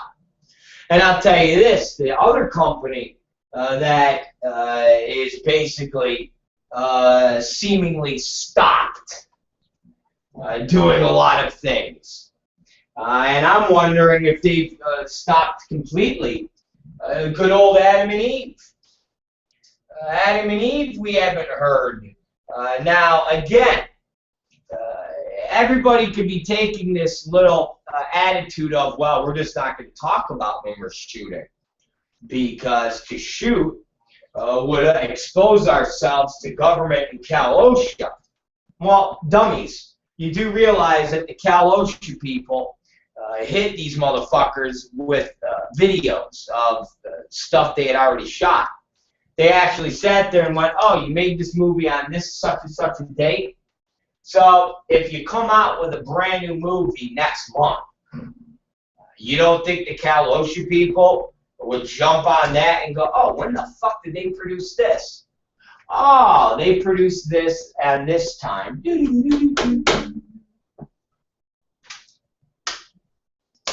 Again, this business is all but ceased producing. This business is all but ceased innovating. And it's all but ceased really trying to build a new image, a different business model. And instead, everybody's just desperately hanging on to something that is not there and ignoring the things that are there. And I'll tell you this, you get rid of fucking Manwin and you cut off that fucking head on that fucking beast, you're going to 100%, okay? 100%. 100%. You will see business pick up. I'm telling you, if you killed the Manwin machine, you 100% would see changes in this fucking business. 100%. If you did away with the Manwin beast, if you killed AVN, the Manwin beast, you would see improvements in this business 100%. 100%, you guys. I'm telling you, if you killed the Manwin beast, you would see improvements overnight. Overnight, you would see improvements. If you eliminated AVN, you would see improvements. Think about it. If you eliminated AVN from the fucking picture, everything now facilitates over to XBiz. Okay? You now have XBiz getting the entire landscape. Okay? You immediately get XBiz taking over the immediate landscape. And you have XBiz now working with more people to try to bring new and innovative ideas as far as award shows, as far as concepts to create fan attraction and fan buzz. You ultimately get more people playing in the sandbox instead of the sandbox split up 5, 6, 7 different ways. We used to talk of this in the old days when the old timers used to tell us we wish there'd be a bust that would come and shake the business up. We wish there'd be a bust that would take a whole bunch of these fuckers to jail. Because right now there's only so much of this pie that can be cut up. And if we could get rid of some of these people that are cutting up the pie, there would be more pie for us to fucking eat. It's common sense. It's common sense. And ultimately, if you worked and got Manwin, AVN out of the fucking game, you would open up business for everybody. You would open up business for everybody. That's something you all don't want to do. Or, I should say, you don't have the guts. You don't have the balls. You don't have the backbone to fucking do it. Let's face it, you don't have shit inside of you as far as intestinal fortitude to fucking do it. So in turn, you will cry, cry, cry, and cry some more. And that's all you'll do. And that's all you'll ever do. Because I would say 99.9% of you are bitches. You've always been bitches. You will always be bitches. You are the epitome of what this business is. A bunch of guys taking fucking strap-ons up their ass, being called a mean bitch. And that's it. That is it. And it's a shame. Because there actually used to be real people in this business with real ideas, real concepts. Literally, you actually had people in this business that actually could make things happen. You actually had creative people. You actually had things that happen in this business that was successful and was innovative, but you don't anymore. And it will never come back because these people are just waiting to die. That's all. Waiting to die. Waiting to die.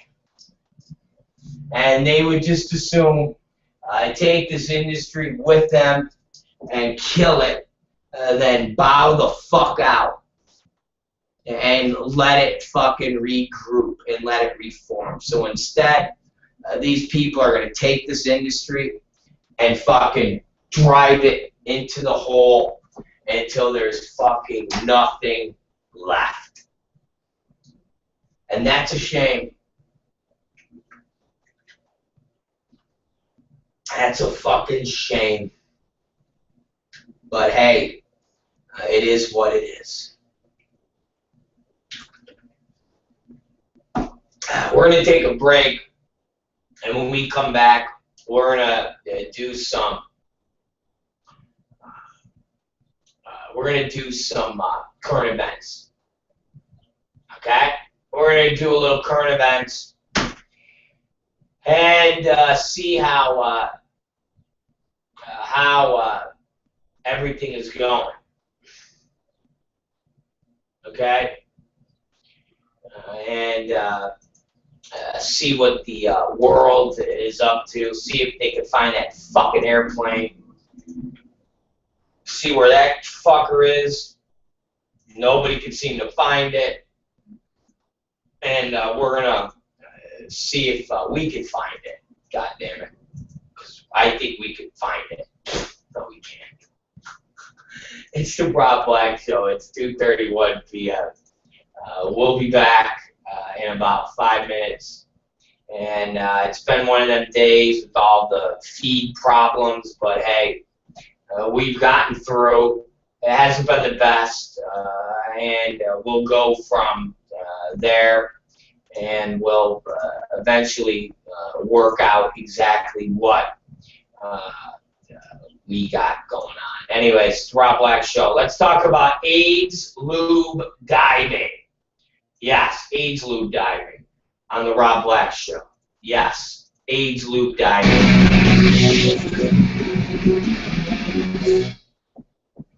Now, I'm looking more at the XBiz and trying to see where more interesting news is, businesses, and I'm not seeing it at all. There's absolutely nothing. I literally look. If you guys can see me, I wish you could. You can. And as a little joke, I'm sorry, I'm not funny. Anyways, I'm literally sitting here, and I got my arm resting on this water bottle, and I'm looking, and I'm like, oh, what do I see? You want to know what I see? Someone's got to tell me who this is. Because I'm looking at the XBiz pictures, and I'm looking at the creepiest guys I've ever seen. And if anybody's listening, I'm going to send this to Tom Byron, because I want him to tweet this out to all you guys, because it really is the creepiest group of guys I've ever seen. And I'm going to send this to Byron right now, because I want somebody to tell me who these creepy dudes are. So it's on the XBiz pictures, and I gotta see who they are. I mean, I think they're creepy. And they're in front of the Purge booth. It's called 9198. Hold on. I'm giving Tom Byron the picture. Or Pure. It's a loop. 9198. Come on, guys. I'm going to send this to you. You guys are going to laugh your ass off. It's like Colonel Mustard. This guy, Colonel Mustard, is selling fucking lube. And he's just so bizarre looking. I mean, all of them are bizarre looking. But Colonel Mustard is got to be the biggest and most bizarre. And I just sent it to Tom Byron. So he's going to post this because I need you guys to tell me who this person is. And they're in front of the lube booth, and I see a sign in the back called PJUR. Sure, right? It's a lube, I think. And next to it, I see a sign that says rock solid. And literally, you've got a guy, all three guys are in suits, and they got these little yellow handkerchiefs in their pockets. And the guy in the middle has got these, like, glasses on with these yellow tint to them. And he's got this goatee, but then he has a mustache that comes off like Wally fingers, or like Colonel Mustard with points on the end. And he's got like this scarf around his neck. And then to the left of him is another guy with a goatee and these glasses on, and he's wearing a light colored jacket with a bow tie.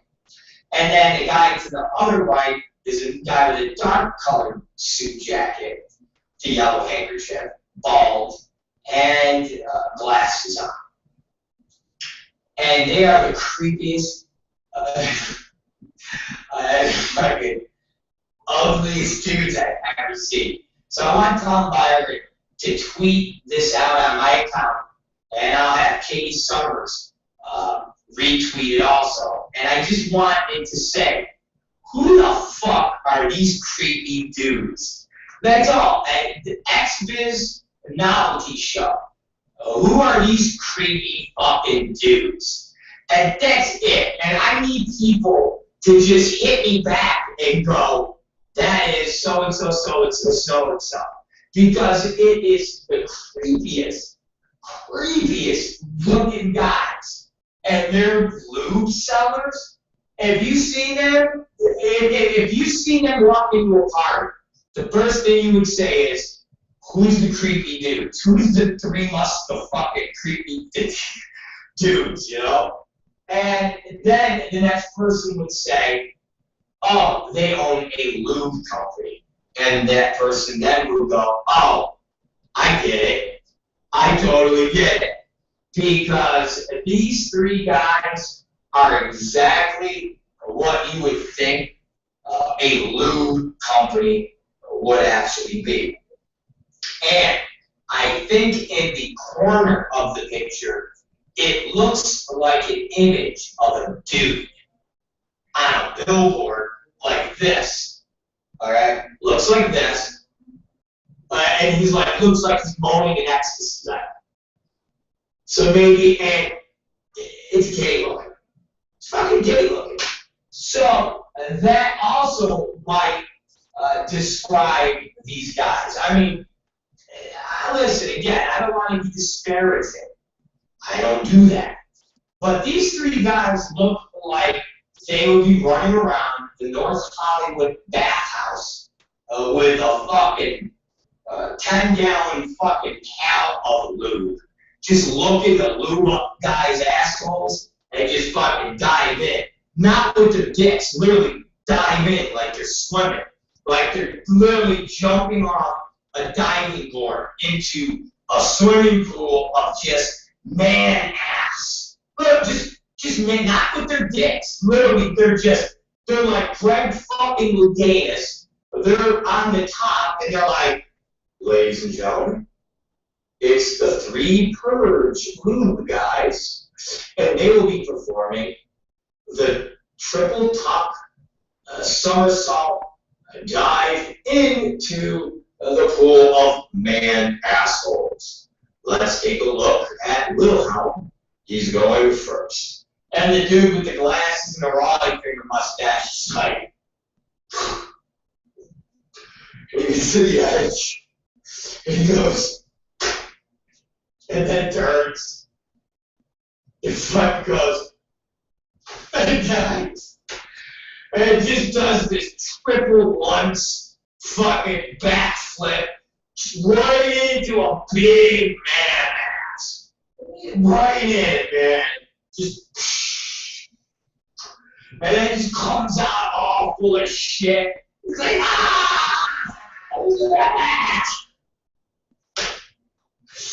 motherfucker, a whole group of motherfuckers, 10, 11, 15. And the announcer's like, excuse me, we don't have anything higher than 10. The guy's like, fuck it, 15! 15! I swear to God. And then the dude with the bow tie, this motherfucker's like, the announcer's like, and then Lance is coming up, and he's going to perform the super Lutz. I can't do it. And all of a sudden, people are like, oh. And what he does is the dive move from the movie Back to School, Rodney Dangerfield, where Rodney jumps from the diving board and hits like 6 different diving boards. 6 different. And you see him, he hits the one, and he goes up in the air, and he's like, and he's spinning, and then he hits the other diving board, and hits that, and then he spins this way, and then he gets to the 3rd diving board, and you see he's like, wow. I was looking at, that's like an old video of me. I wonder if it has the date. January, it says created January 24th. Wow, I look fucking young as fuck then. I did, I looked young as fuck then. I was young and thin. I was young and thin. I was young and thin. That's pretty fucking amazing. I was fucking real thin then. Man. Anyways, so, ladies and gentlemen, let's talk about current events. Okay, for Christ's sakes, let's get into your current events today, and let's talk about exactly what the fuck is happening, where we're going, and where we're going to be. Okay? And what I mean by that, let's figure out where the goddamn airplane is. Let's figure out where the fucking airplane is. Okay? First, the airplane and the flight data and all that shit that's available, what's going on.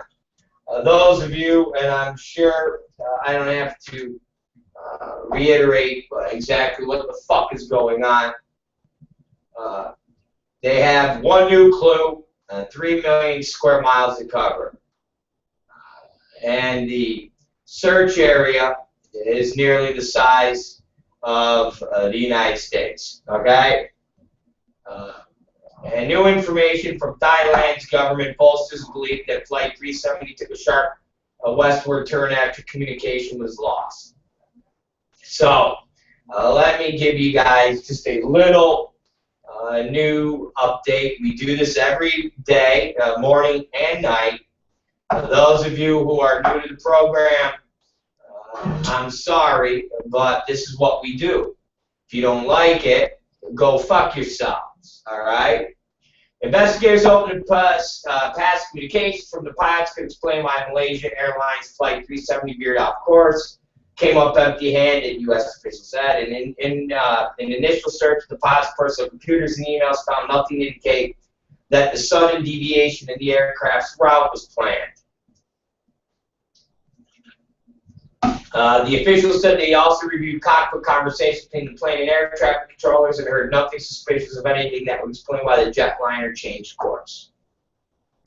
The flight simulator belonging to Ahmad Zahn did not show any of the unexplained paths the plane may have flown after it went off the grid. New information from the Thai government Tuesday bolstered belief that the missing Malaysian Airlines flight took a sharp westward turn after communication was lost. But investigators still don't know who was at the controls or whatever, whoever was flying the plane apparently took it far from its original destination.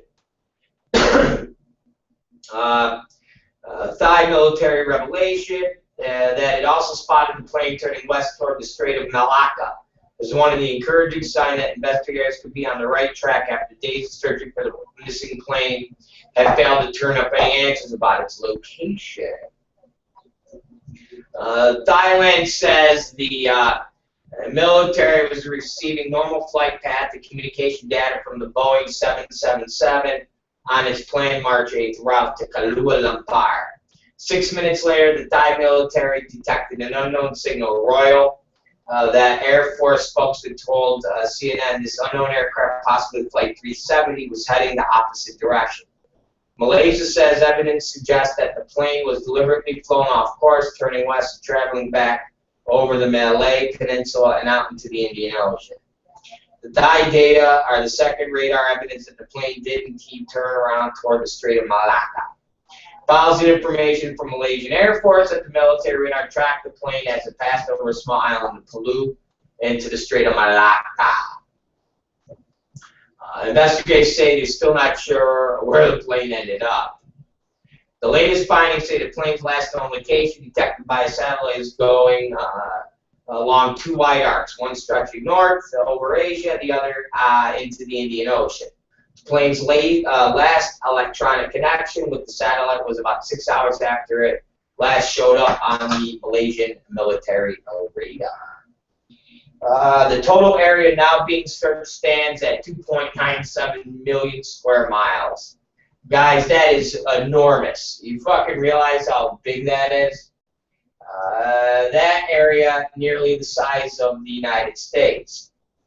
This is an enormous search, and it's something that Malaysia cannot possibly search on its own.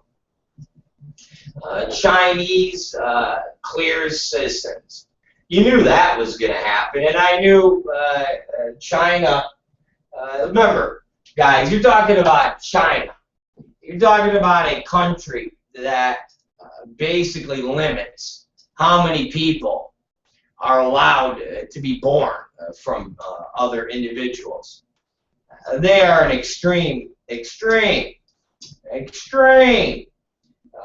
I would say, communist regime, even though they are not so inclined to be called that.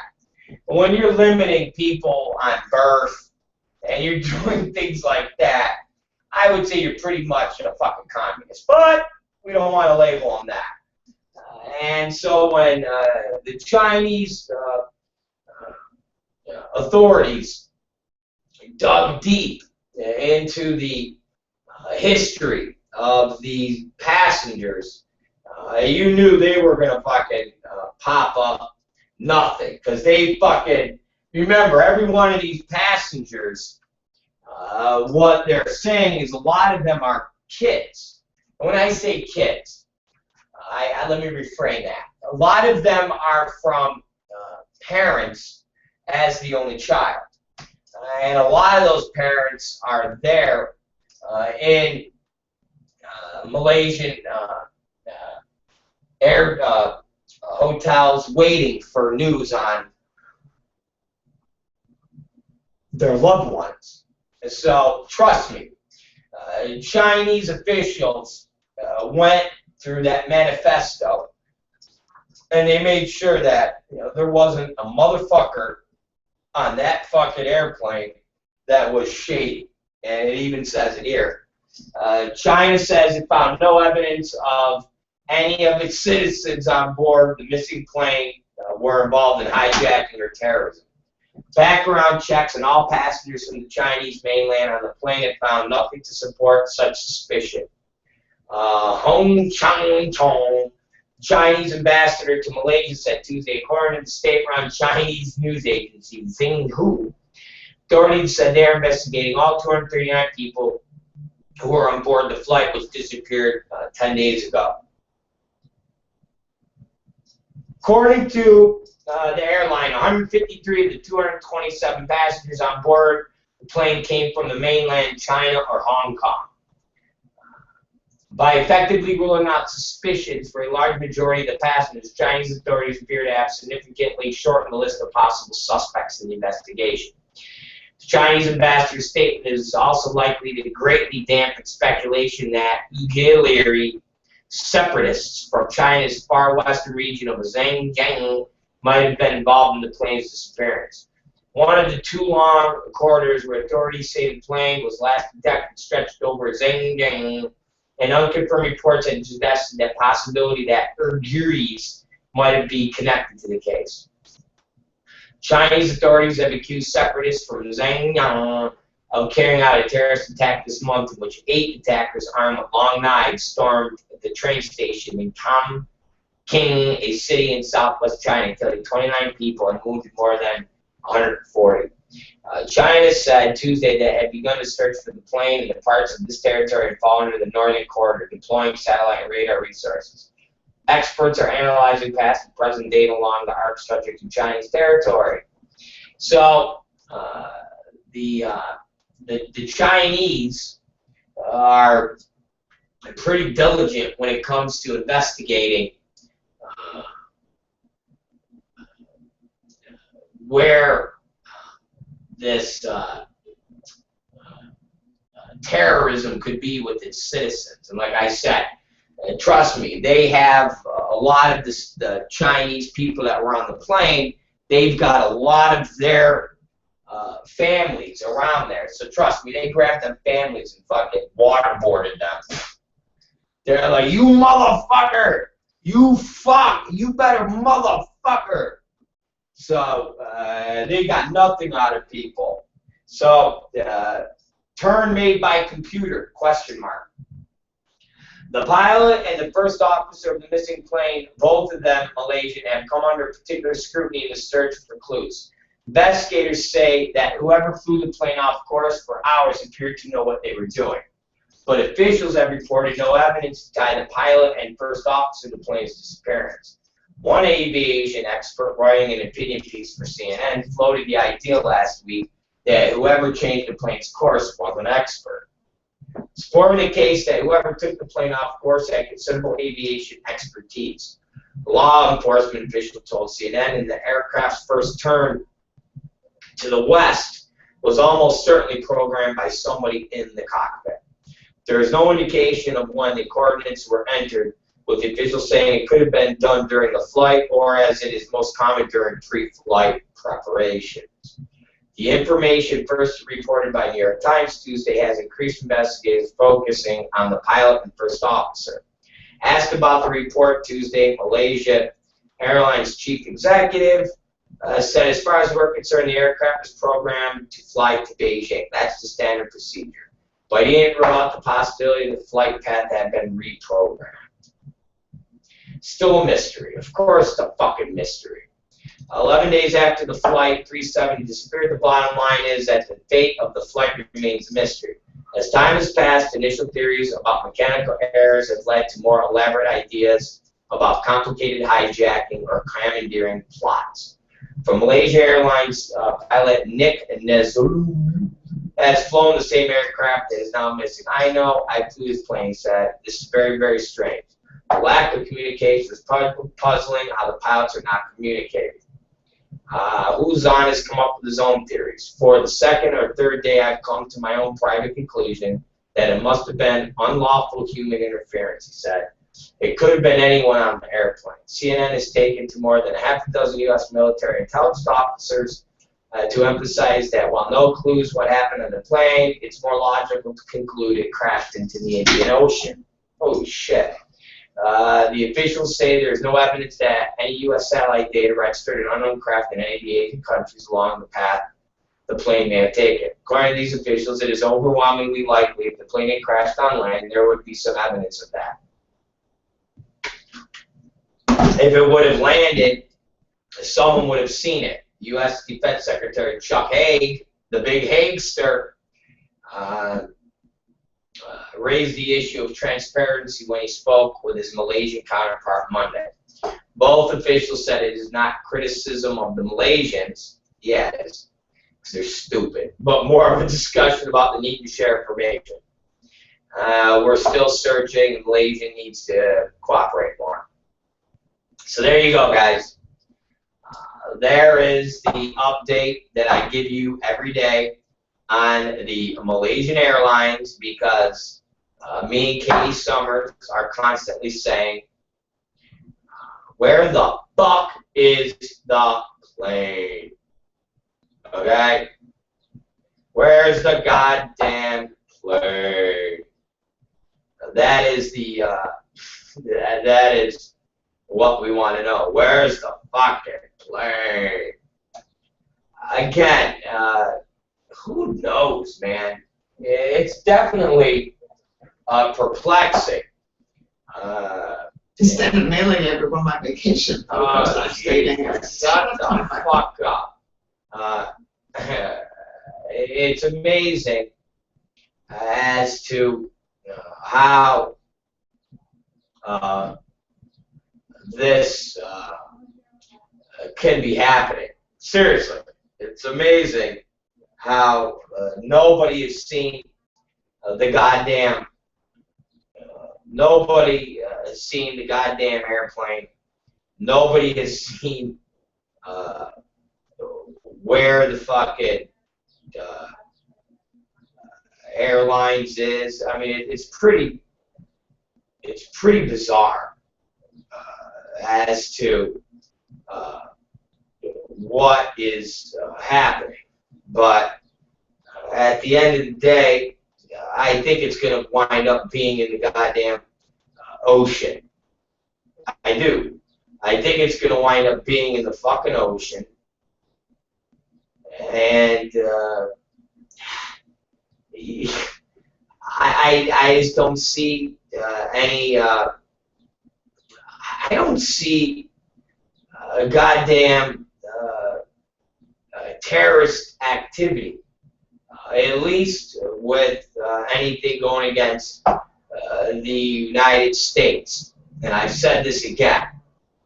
If anything that involves the United States and people doing terroristy shit against the U.S., most people that do it to us like to take. They like to take responsibility. I mean, let's face it. They like to take responsibility. That's fucking the number one thing they love to do. They love to say, hey, guess what? What? We just fucking hijacked your plane. We just like to tell you that we're glad that you're all upset, and we hope we can do it some more. And what everybody's doing right now, as far as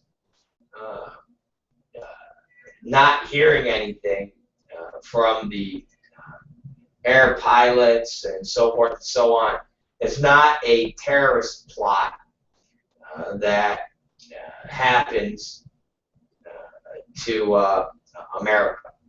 Seriously. The people that go after America, how long did it take for us to hear when the terrorists hit World Trade Center? How long did it take for us to hear and any of those things? Not very long. We knew within a day or so who it was, why they did it, when they did it, and here's a big fuck you right up your ass, and this is for you and only you, and we're gonna do it again. So I got to imagine that. Jesus Christ. And I hate to say that it's the fucking pilots, even though there's history of that. Cripple Dan informed us that it was, I think, just last week that one of the co-pilots of an airplane went through a similar incident. And they had to lock up the co-pilot in the bathroom until they landed. It was a situation. So it's definitely possible that one of the pilots freaked out. But the thing about that concept is when they dug into the backgrounds, it didn't show anything.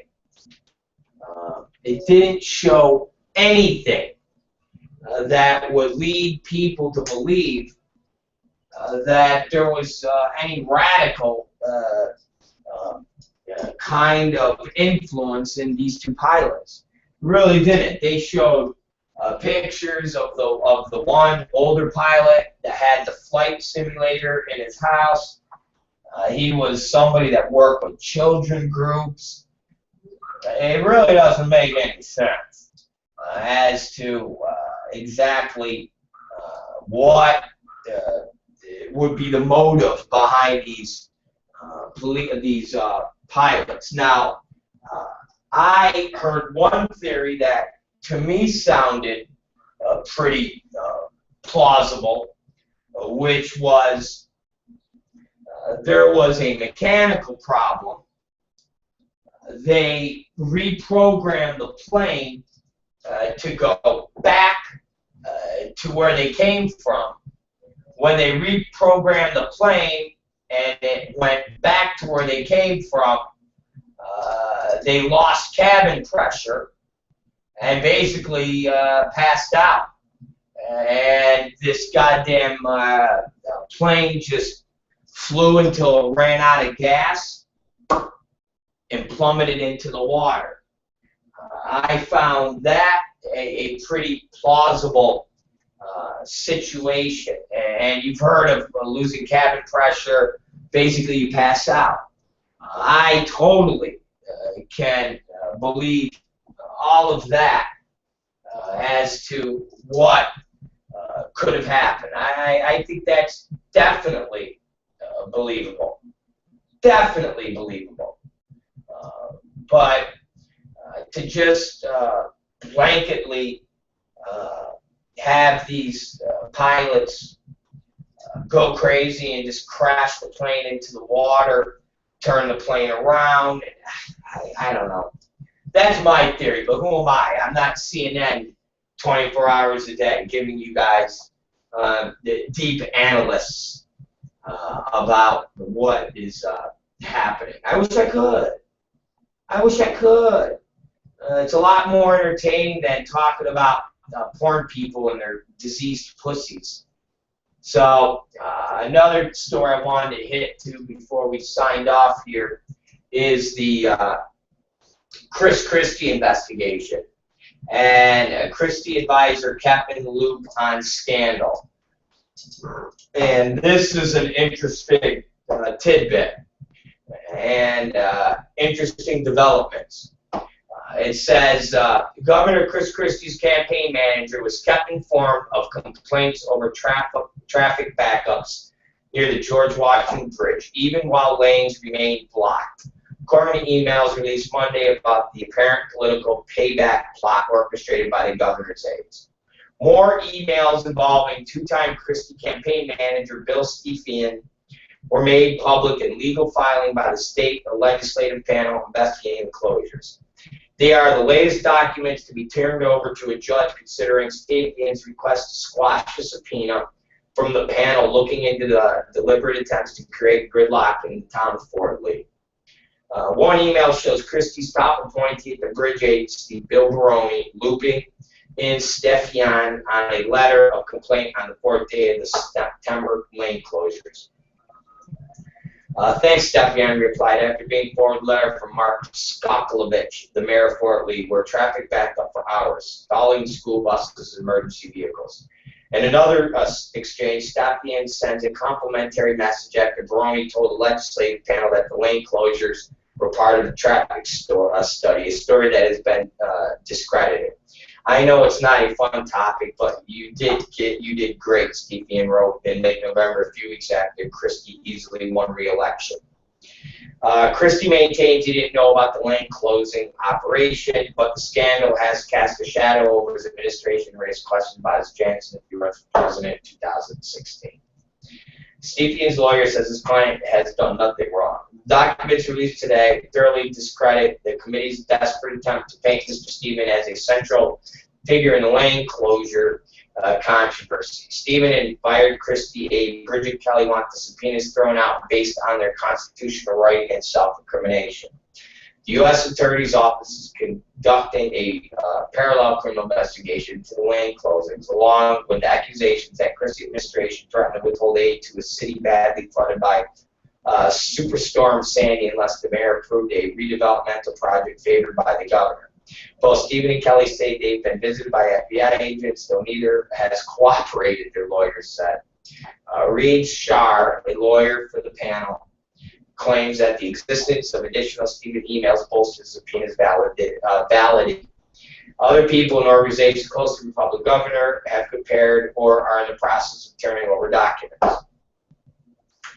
The panel also claimed that the following legislatures do not have the authority to grant immunity to Stephen and Kelly in exchange for the documents, or to hold them in contempt for failing to comply with subpoenas. The judges asked both sides to explore the question of immunity before she issues a ruling, perhaps by the end of the month.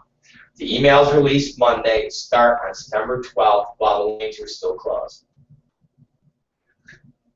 and include exchanges on January 8th, the day before Christie was forced to retract the New York statement that his staff had no involvement in lane closings.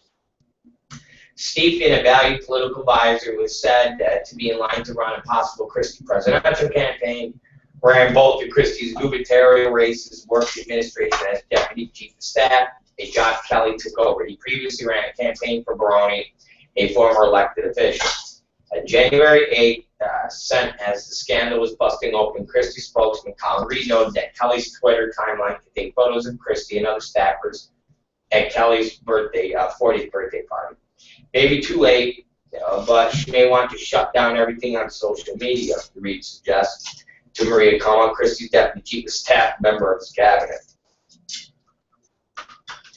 So, again, are you people really honestly telling me that a guy that, think about that. Think about this. Stephen was the advisor who was going to run Christie's presidential campaign. And he ran both of Christie's gubernatorial races. He worked the administration as deputy chief of staff and ran a campaign for Baroni, a former elected official. You're going to tell me that guy who had knowledge of the lane closures and was part of it never once talked to Governor Chris Christie about it? Really, you guys? A guy that ran both of Governor Chris Christie's elections for governor, and was going to run his election for the 2016 presidential campaign. And you guys are going to tell me that this guy never told Christie about the lane closures, never told him about the problems, never told him about nothing. Bullshit. You guys are fucking out of your minds if you fucking believe that. You guys are out of your fucking minds. You guys are out of your fucking minds. Okay? You fucking know that this guy knew everything. And you know he told Christie everything. So, there is the most recent bullshit on Governor Chris Christie and exactly what he's doing and what's happening with his administration. All right, guys, it's the Rob Black Show. We're out of here. Another technical glitch day, and the feed on the RobBlackShow.com was working, and it wasn't working, It was going back and forth. So we don't know if it'll be back to normal tonight. We're going to hope it is. If it's not, we'll be back on the YouTube. Hopefully we can get this file switched over and everything will work normal. Alright, you guys, it was great to be here. Sorry about last night and sorry about today. I know it's a pain in the ass. I know the YouTube feed is not as good as the other feed, and I apologize. So hopefully we'll have this fixed later on tonight. Anyways, it's the Rob Black Show. We'll see you guys tonight at 8 p.m. When we're back for another exciting night. And as always, our closing song. Take it away, guys.